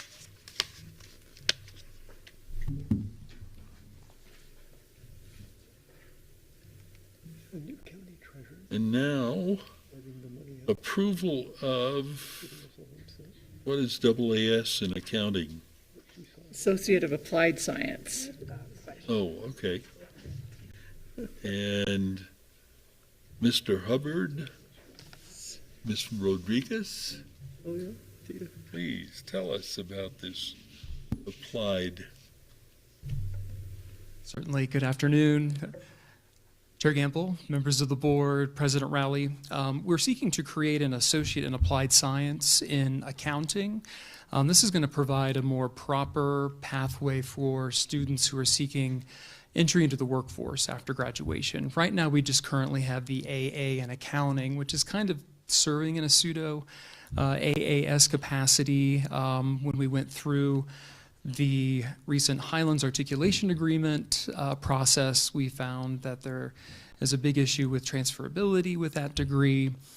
So we are proposing the AAS, and students who are seeking transfer into a four-year accounting program would use the AA in business, which also eliminates all of the issues with the transferability. So I would stand for any questions. You answered the question I had. Thank you. Here? He answered it. Oh, okay, that's good. I mean, is there something particular that we're making this now more of a terminal degree than a transfer degree? Were there particular issues with what we had in place that was having trouble with transferability? Thank you, Member Wilson. Mr. Chair, they were having to take maybe 4 or 5 additional classes after completing the AA to meet the admission prerequisites for really 90% of the institutions that they go to. So this eliminates that. So actually, a student who completes this program could still go on. It's more of an acknowledgement that this doesn't get you right into accounting school. You'd have to take those 4 extra courses. Well, the AAS really is designed for workforce. Okay. So for this, there's a reduced gen ed component with the AAS versus the AA. And then there are just, like I said, 4 or 5 different prerequisites. A number of the schools in the area have a national accreditation for college business schools that have a very strict set of prerequisites. So they are what they are, whether you're going into entrepreneurship or finance or what have you. So this really is just cleaning up, providing a proper pathway for workforce entry, and then really reducing the number of extra classes students would have to take if they are seeking the accounting 4-year entry. Yeah. Any other questions, comments? I had one and I lost it. Darn it.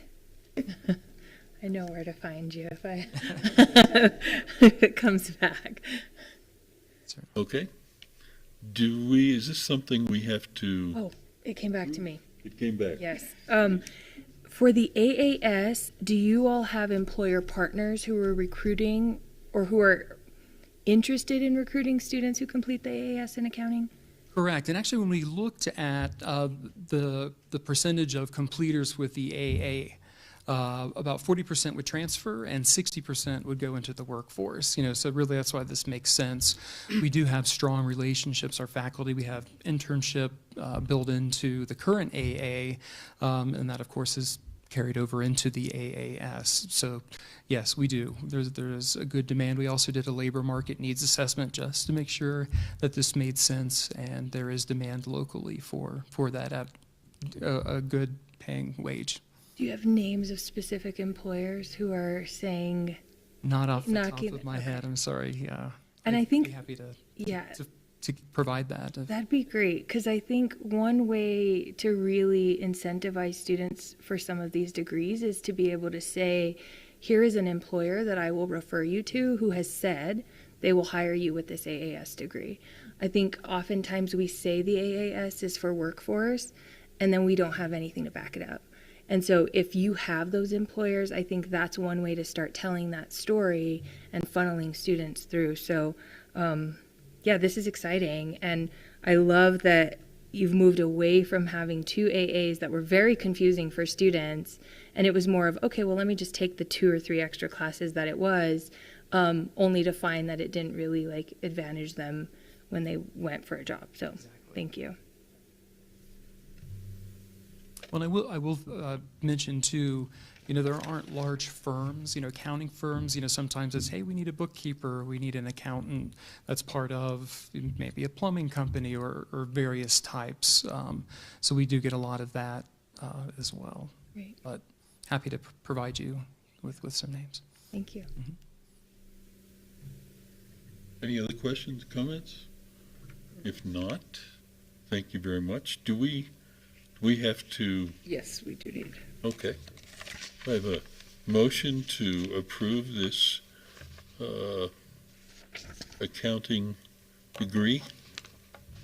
So moved. So moved. Second? Second. Second. All in favor, please indicate by saying aye. Aye. It's unanimous. Great. Thank you very much, Barry.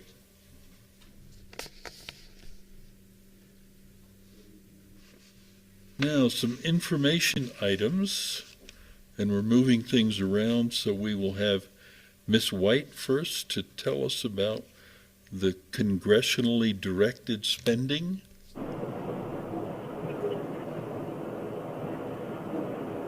Good afternoon. I appreciate you having me Chair Gamble, members of the board, and President Rowley. I'm in my car, so I hope there's not too much feedback. Okay. So we originally, your package shows that we were going to do 3 proposals for the congressionally directed spending. We had one of those that we were not able to get all the materials needed to apply for that on time. We are still applying for 2. This funding will be non-competitive. It's not reoccurring. If either of these are approved, the funding we expect to see awards coming out in October of 2023 or early spring of 2024.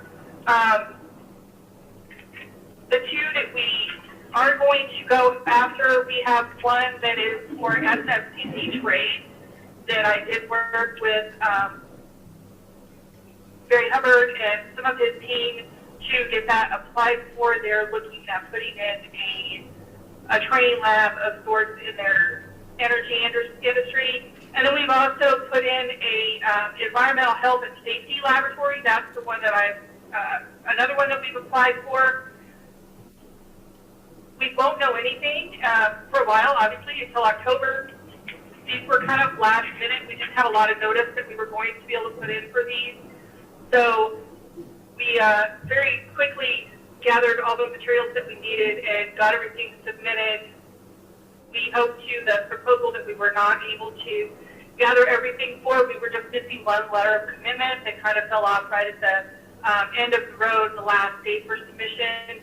So we are still going to work on that, and I was working on that with Todd Lovato and Marcos Mays, and we will hopefully be able to apply for that one next year when they put it out for congressionally directed spending. So it's not a lost project. It's just that we may have to postpone it for just a little bit, but we did still plan on being able to apply for that. It's just an information only item for the moment.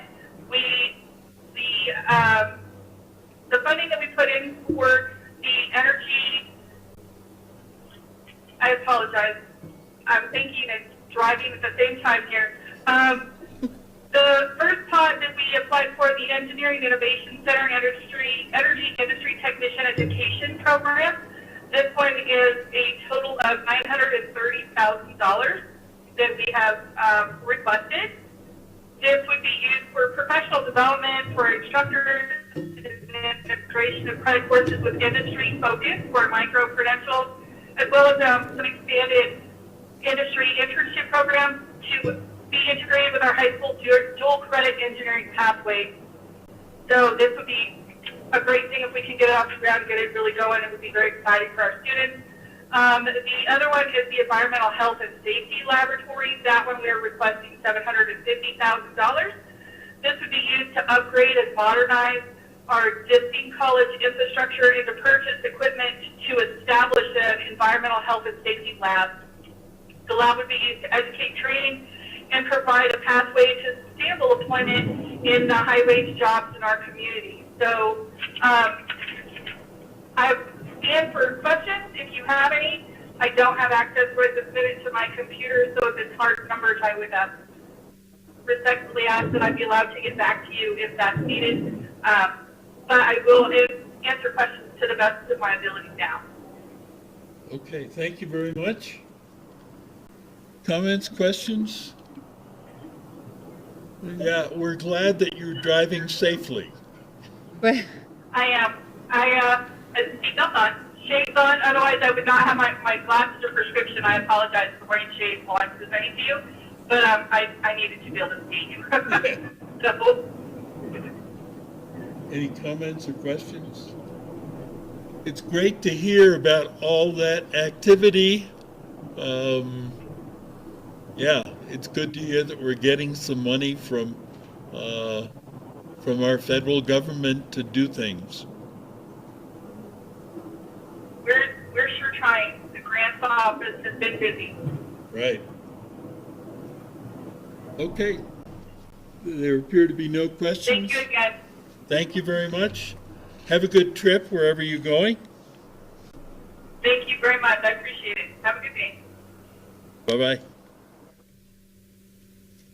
Okay, and now we will welcome back Mr. Tellis to talk about our local general obligation bond and budget planning. Okay, thank you, Mr. Chair and board members and President Rowley. How about we start with budget planning? Is that Okay?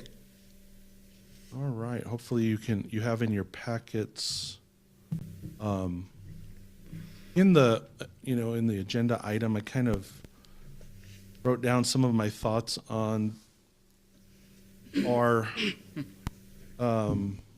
planning for the upcoming fiscal year 24. Can't believe that we're in 2024. That sounds weird to me, but some of the items that we're going to have to kind of wrestle with are really, it's challenging with the 60-day sessions always, where that one's a bit extended. The governor has till April 7th to sign legislation, and you can see that in this calendar that you have in your packets, and Right. I'll walk you through it. Back in November, and Mr. Chair, I also have Amy Tilley on the big screen there. Oh, yes. Working from Maryland. That's where she's coming to us live. So we have, Great bandwidth there. Sorry. what's that? Great bandwidth. She's coming in nice and clear. It's very clear. Yes. She's on the East Coast. Yeah. Yeah, so in November, we kind of started working with the college on some budget requests, and into January, we have the holiday break, so folks were kind of thinking and considering, what they wanted to propose for budget requests. We had a deadline for people to submit those requests at early January. We had,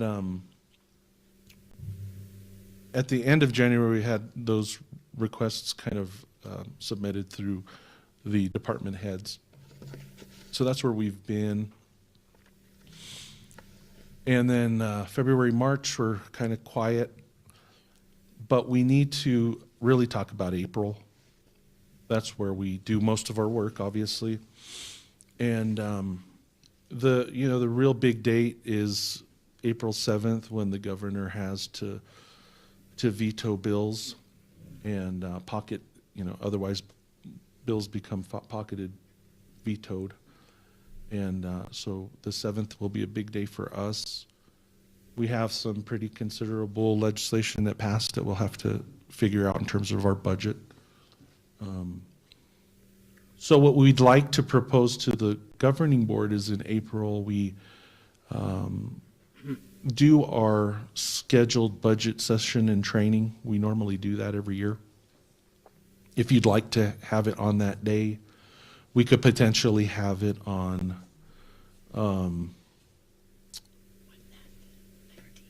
let's see here. April 19th. Oh, yeah, you had mentioned that the foundation is meeting on the 19th, so I think we're going to have to revise that date. Yeah. So that's kind of on the 19th, but we can change that date to whatever accommodates the board. But that budget session and training would be from 1 to 5, and that's kind of where we do our first stab at, that final budget. Talk about a lot of different things, discuss the proposed budget requests and all of that good stuff. And then we really need to have the board approve that budget on April 26th to get it submitted to the state by the deadline of May 1. Well, if I was going to participate, I'm away unless you beam me in from Switzerland. Beaming is possible.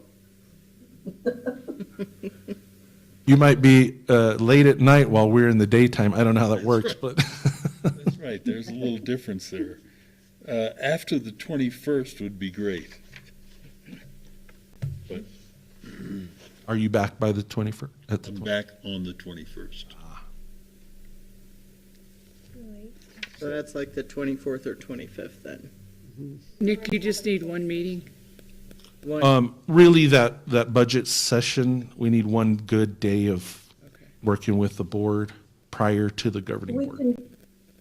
We can probably do it within, like, last time we did it within like 3 hours. So we just need a couple of hours, basically, just to go do the deep dives into the budget and everything. Yeah. So Chair? And we just need enough time to make any changes if necessary before going to you all with the final budget at that last board meeting in April. Yeah, so we had talked too about the special governing board meeting on the 25th from, Until, the veto not being done until the 7th, kind of compresses everything for us. But the goal would be to get packets out to you to take a look at some of it. And I'm just trying to look at the calendar here, trying to figure out a date. But yeah, I think we'll have some lead time on getting that to you for some preliminaries on that.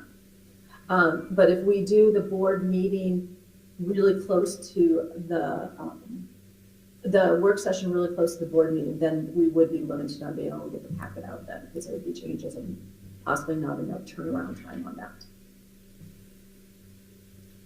And then we also have the FRC meeting that usually happens between the work session and the final board meeting. Would the 12th be a reasonable date to get a packet in advance of for review? That's only 5 days from the governor's. I mean, are there huge parts of things that will be waiting until that date? Possibly, yes, possibly. The 17th feels much more comfortable. And it gives me basically a weekend to get all that in there. That would be Monday the 17th. Chair, so if we wait till the 17th, then, and the 19th, when we had scheduled the budget session, can we bump that to the 20th, maybe, since the 19th is the foundation? Sure. Would that work for folks on the 20th? And then, George, we could catch you up on the 24th? Yeah, When you're- that's fine. 20th or 21st? 20th works best for me. Wait. The 20th would work best for me. Can we? Yeah, the 20th is a really good day. Offline? Yeah, get the information on the 17th, meet on the 20th. That gives you time to work and before the board meeting. Would that work for everyone? That works for you, Pierre? Meet on the 20th?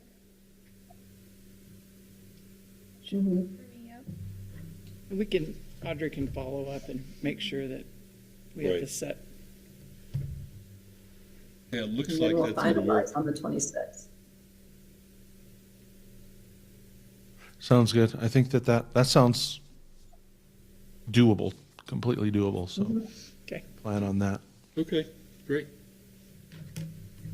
Great, so we have that, and President Rowley, I don't know if you want to kind of talk about some of the legislative things, but in this narrative that I put together on this discussion item, the things that we were following, at least the things that I was following, there was a lot going on in this session.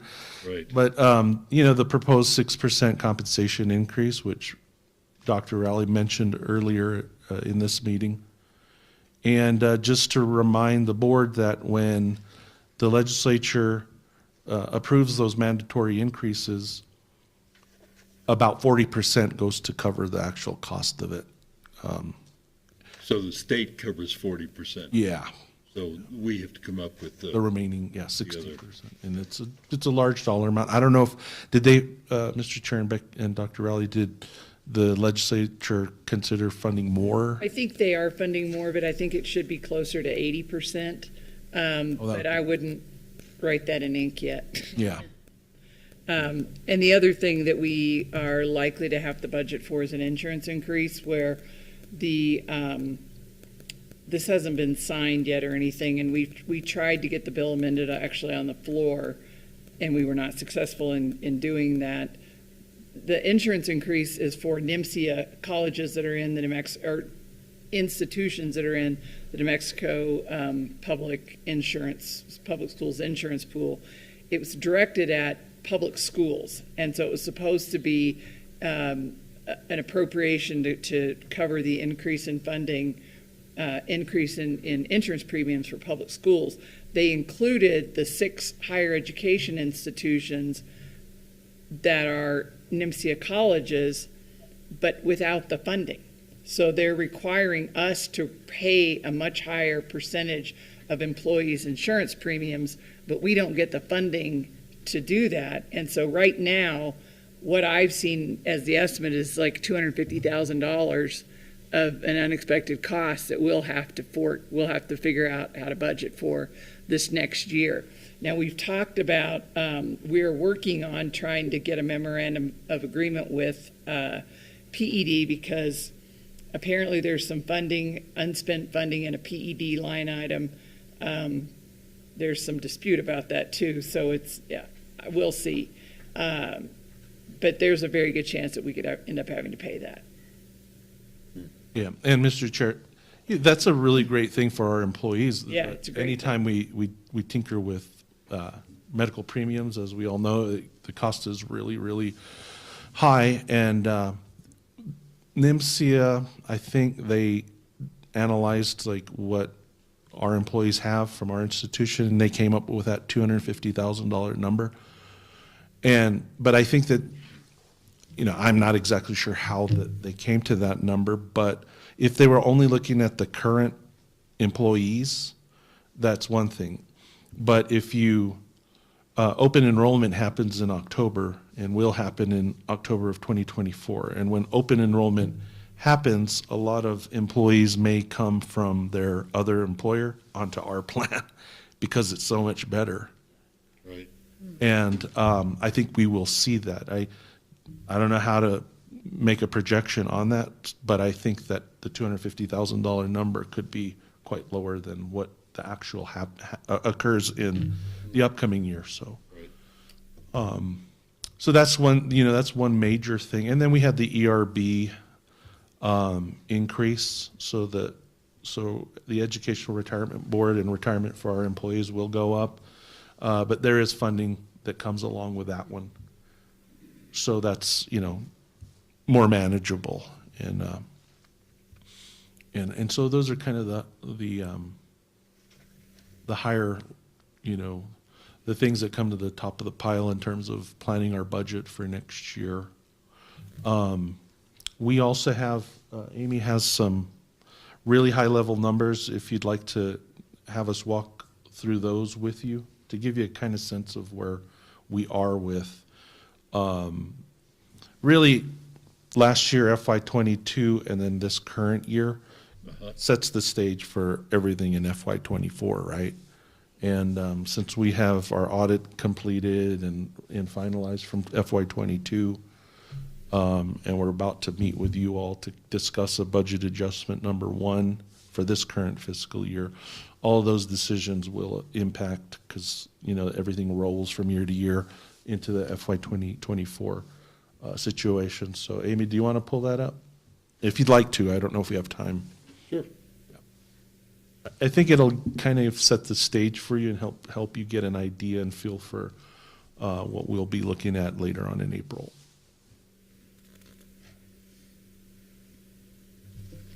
You'll just have to make it large, Amy.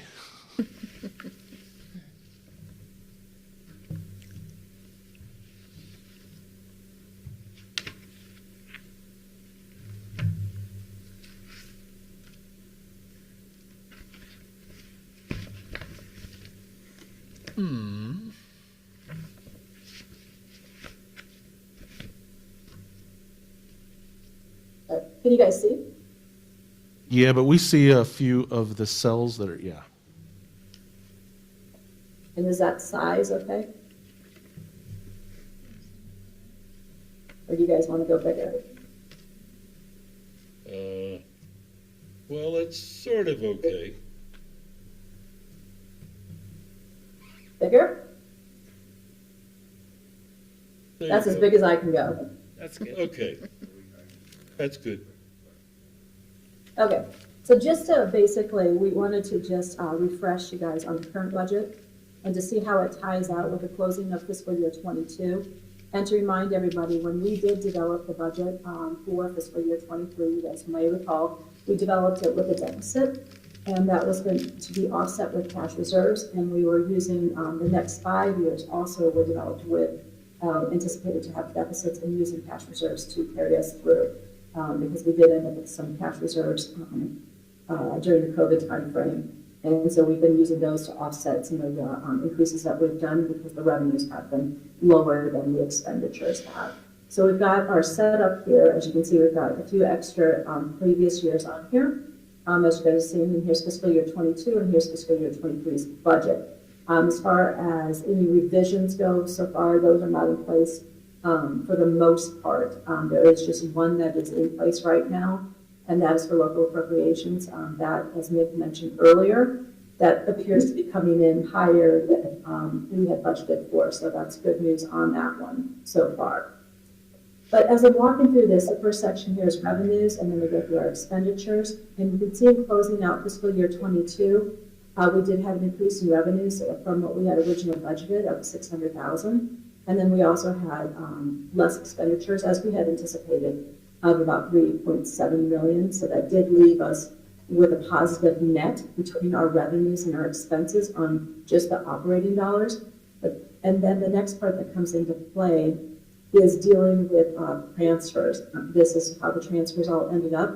And so we were still looking at a positive number at that point, and which we were anticipating. And so then on that, we have our beginning balance going there. We did that transfer to the reserve accounts by policy, and then also we did the transfer to the cash reserves.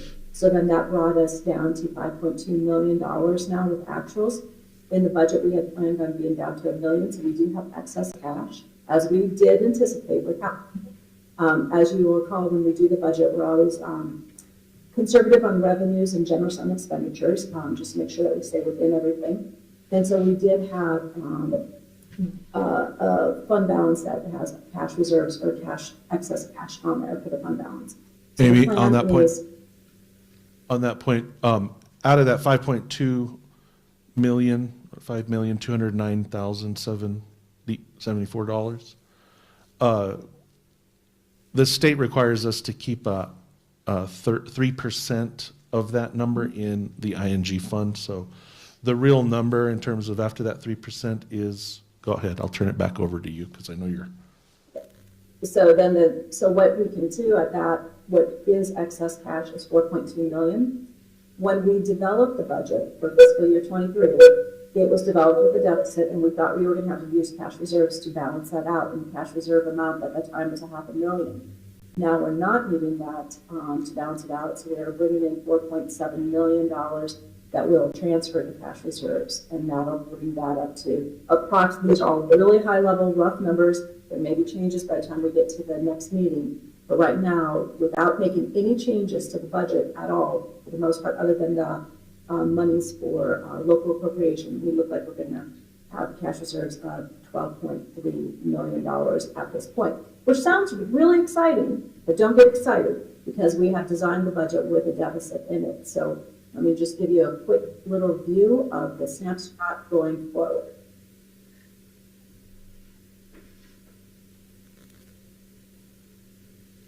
I think I'm going to have to bring it down just a little bit so you guys can see. Okay.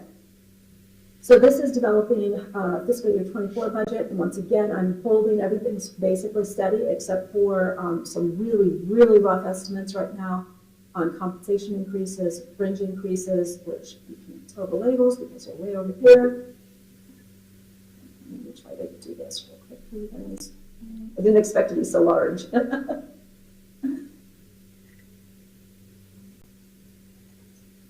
Okay, there, now you can still see the labels.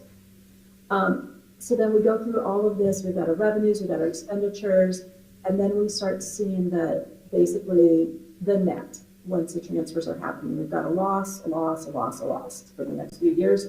And so we're bringing in those revenues from cash reserves to basically offset those losses and bring us to being a positive. And you can see here, maintaining a 3%. These are all very rough numbers right now.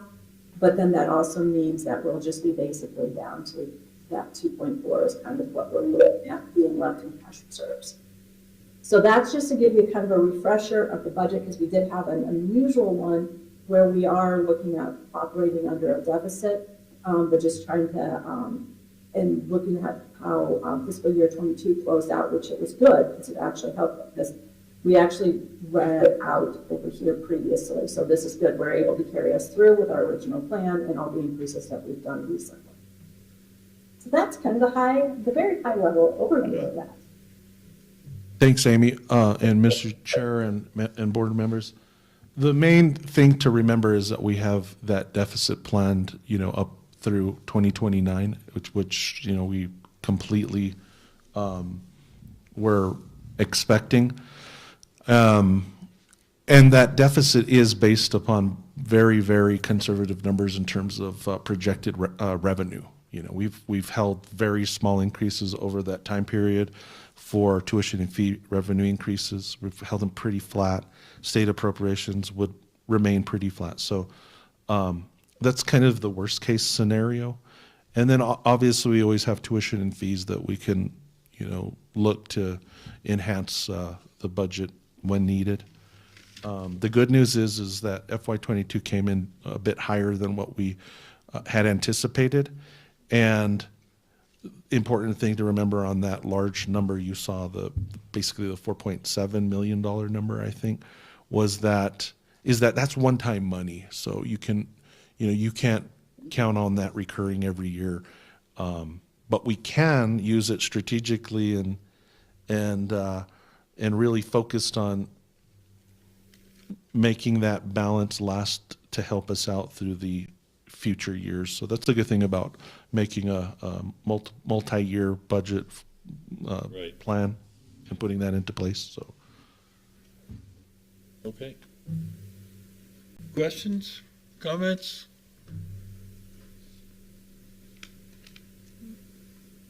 Nope. Amy, thank you very much. Great seeing everybody. Good to see you. I'll see you soon. See you soon. April will be a busy month. So Amy, oops, I was going to ask her, is she going to come here for any of the April meetings? Were you going to? No, I'll be here still. You'll be there. Okay.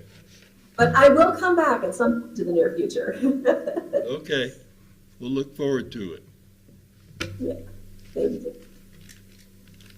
Okay, Nick, anything else on budget?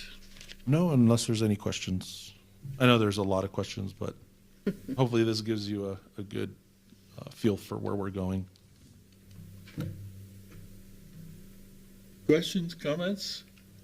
If nothing, thank you very much, Nick. Thank you. We'll move on to any policy questions? No. Board reports? No. Mr. Chair, I think Nick still has to talk about the bond schedule. Oh, how about that? It's not that interesting. Okay, if you like looking at schedules and calendars, Yeah. here's another one for you. Okay. But it's something important. You have to know what is needed to happen to consider having a question on the ballot for a Santa Fe Community College local general obligation bond, right? So with that, if you can bring up the schedule there for everybody, I think you have it in your packets as well. But there's a lot that goes into this. We only do this every 4 or 5 years. Right. It's really important to the college and planning. It's all based upon the college's long-term facility and campus plan. That was a big effort, a few years ago, and was really well done. So we have a great tool to use to be able to basically inform the voters on the different things that are related to this special ask of them, and getting question on the ballot in November. So we'll, I've actually been working with our bond attorney and our financial advisor on developing a resolution. They've had, they've been working on a draft. We'll bring that to the board in April on the 26th. We'll ask the board to look at that and review that resolution.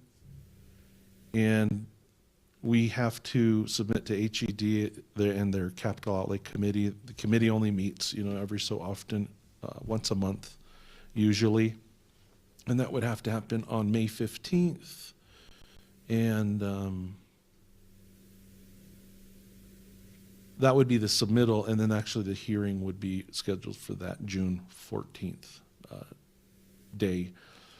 We'll file the election election resolution would need to be filed with the county clerk right around June 26th. Secretary of State would have to issue a public proclamation to certify the proclamation from the county clerk right around August 9th. And the county clerk would have to publicly post the proclamation on the website, I believe in the paper as well, right around the end of August on the 24th. I don't need to talk about the clerk printing ballots, but that's part of the schedule. And voter registration would close on October 10th. Absentee voting, same time frame.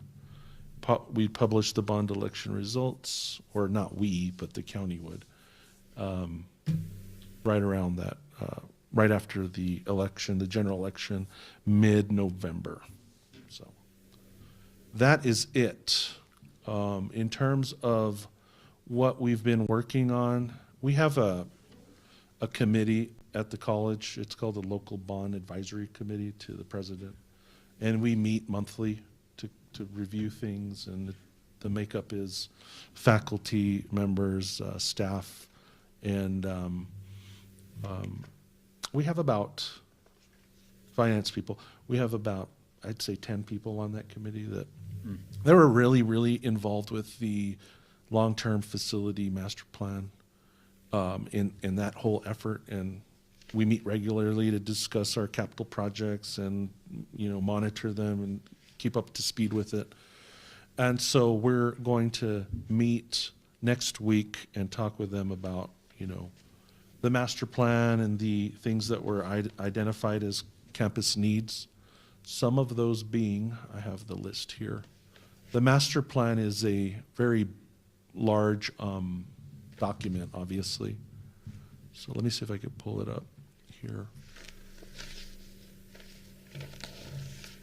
I think my computer is flaking out right now. Chair, can I have a question? Sure. Nick, when you say master plan, are you talking about the facilities condition index, that master plan? That's a part of it, yes. Oh, that's a part of it. I can send that out to you. If you don't have it, I'll Oh, I send have out it. to you. Yeah. Okay, good. I can resend a link out to you all too to take a look at that. But some of the identified needs in that plan were, I think that they didn't really rate them in priority, priority hierarchy, but building renovations, classroom improvements, and that sort of thing. Campus, we call it a hub, student hub, which would facilitate a redesign, remodel of where we have the Welcome and Advising Center in that area, cashiers area, to get it better accommodated to students' needs. That was part of the resultant of the master plan efforts. It's all included in there. I have my master plan open here, but it's completely blanked out. So those are some of the items. Another one was wayfinding and egress access through the college. There's proposed recommendations in the plan that would, could make the wayfinding through the college a bit better. So you'll see that as we bring the resolution and the items that the college is going to recommend to you all next month. And so it's all going to be based upon majority of that. So ultimately, that's it in terms of the local bond. It's a ways out. You know, the election is months away, but there's a lot of activities that have to be put in place in order to get us to that point. And I'm wondering, do we have a rough idea of how much we'll be asking? yes, the good question. I should have mentioned that. The bond size that the advisors have come up with is $23 million in a local bond. Mhm. And that will help us. You know, when they do this, they analyze, past local mill levy revenues to finance issuing bonds and that sort of thing, our outstanding bonds. And in order to keep our mill levy for debt service stable, they have determined that we could issue $23 million in bond funds for the bond issuance. But obviously, that's up to the board to decide on that. I guess my biggest concern would be in the past when we've gone out for bond, we've had big exciting projects to talk about. We've had the nursing and science wing, we had the trades events technology center, we had the automotive center, and I just want to make sure we have a compelling argument, something that we can really put out there. Fixing sidewalks is going to be hard to get people out to want to spend $23 million.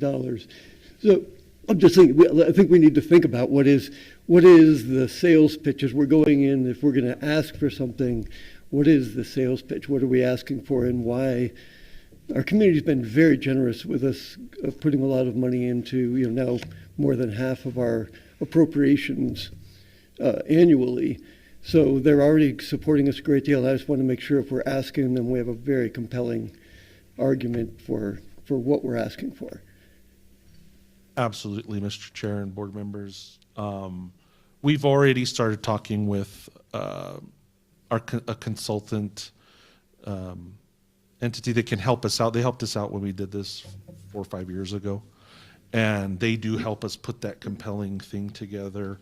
Todd and the marketing team are already on it. They're thinking about it, and we've been in discussions with them. They're included on the LBAC as well, like Mark, Todd, and some, I think some other marketing folks.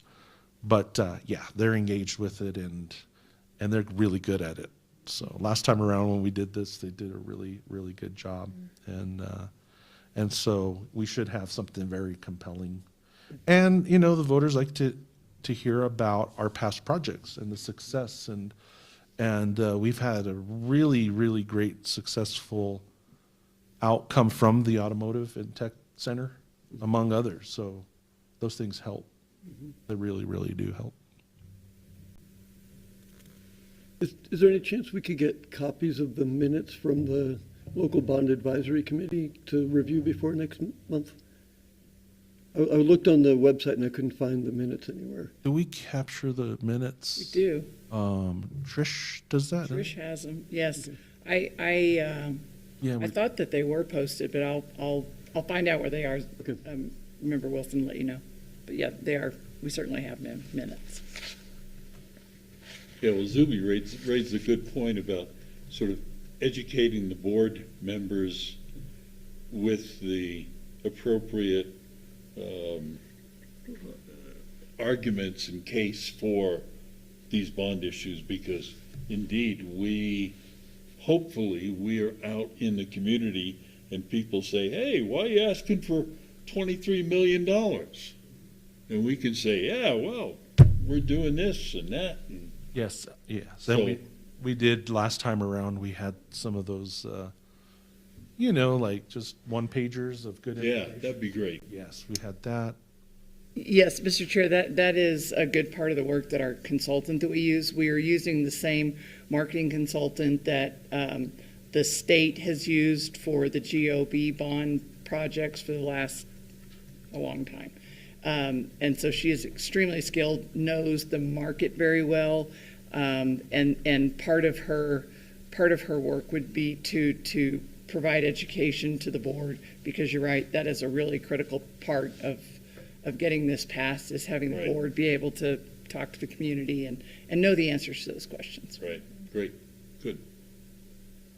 It's a real, Mr. Chair and board members and President Rowley, it's a real opportunity to get, to really showcase our college, get the Right. word out on all the good things that are done here. And, we've been talking about enrollment and all that. I think it really does help. For COVID, we were really kind of looking at the HEC and how we could efficiently use it more, or in a better way, right? And then COVID hit, so we had been looking at it.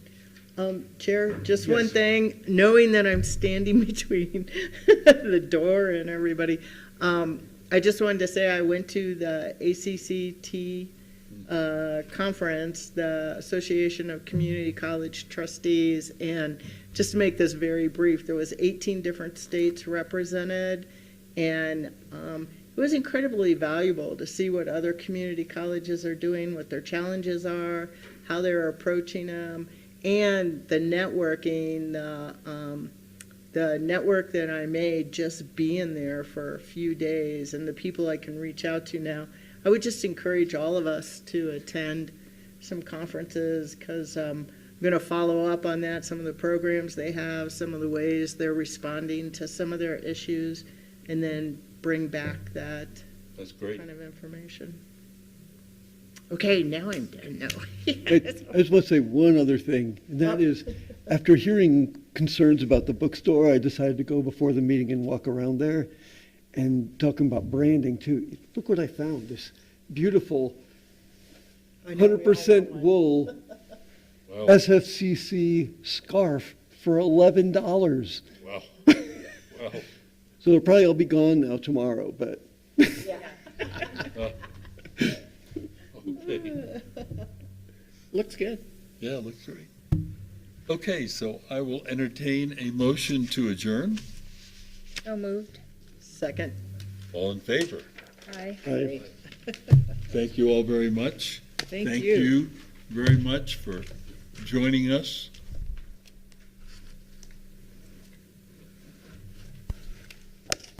Phew.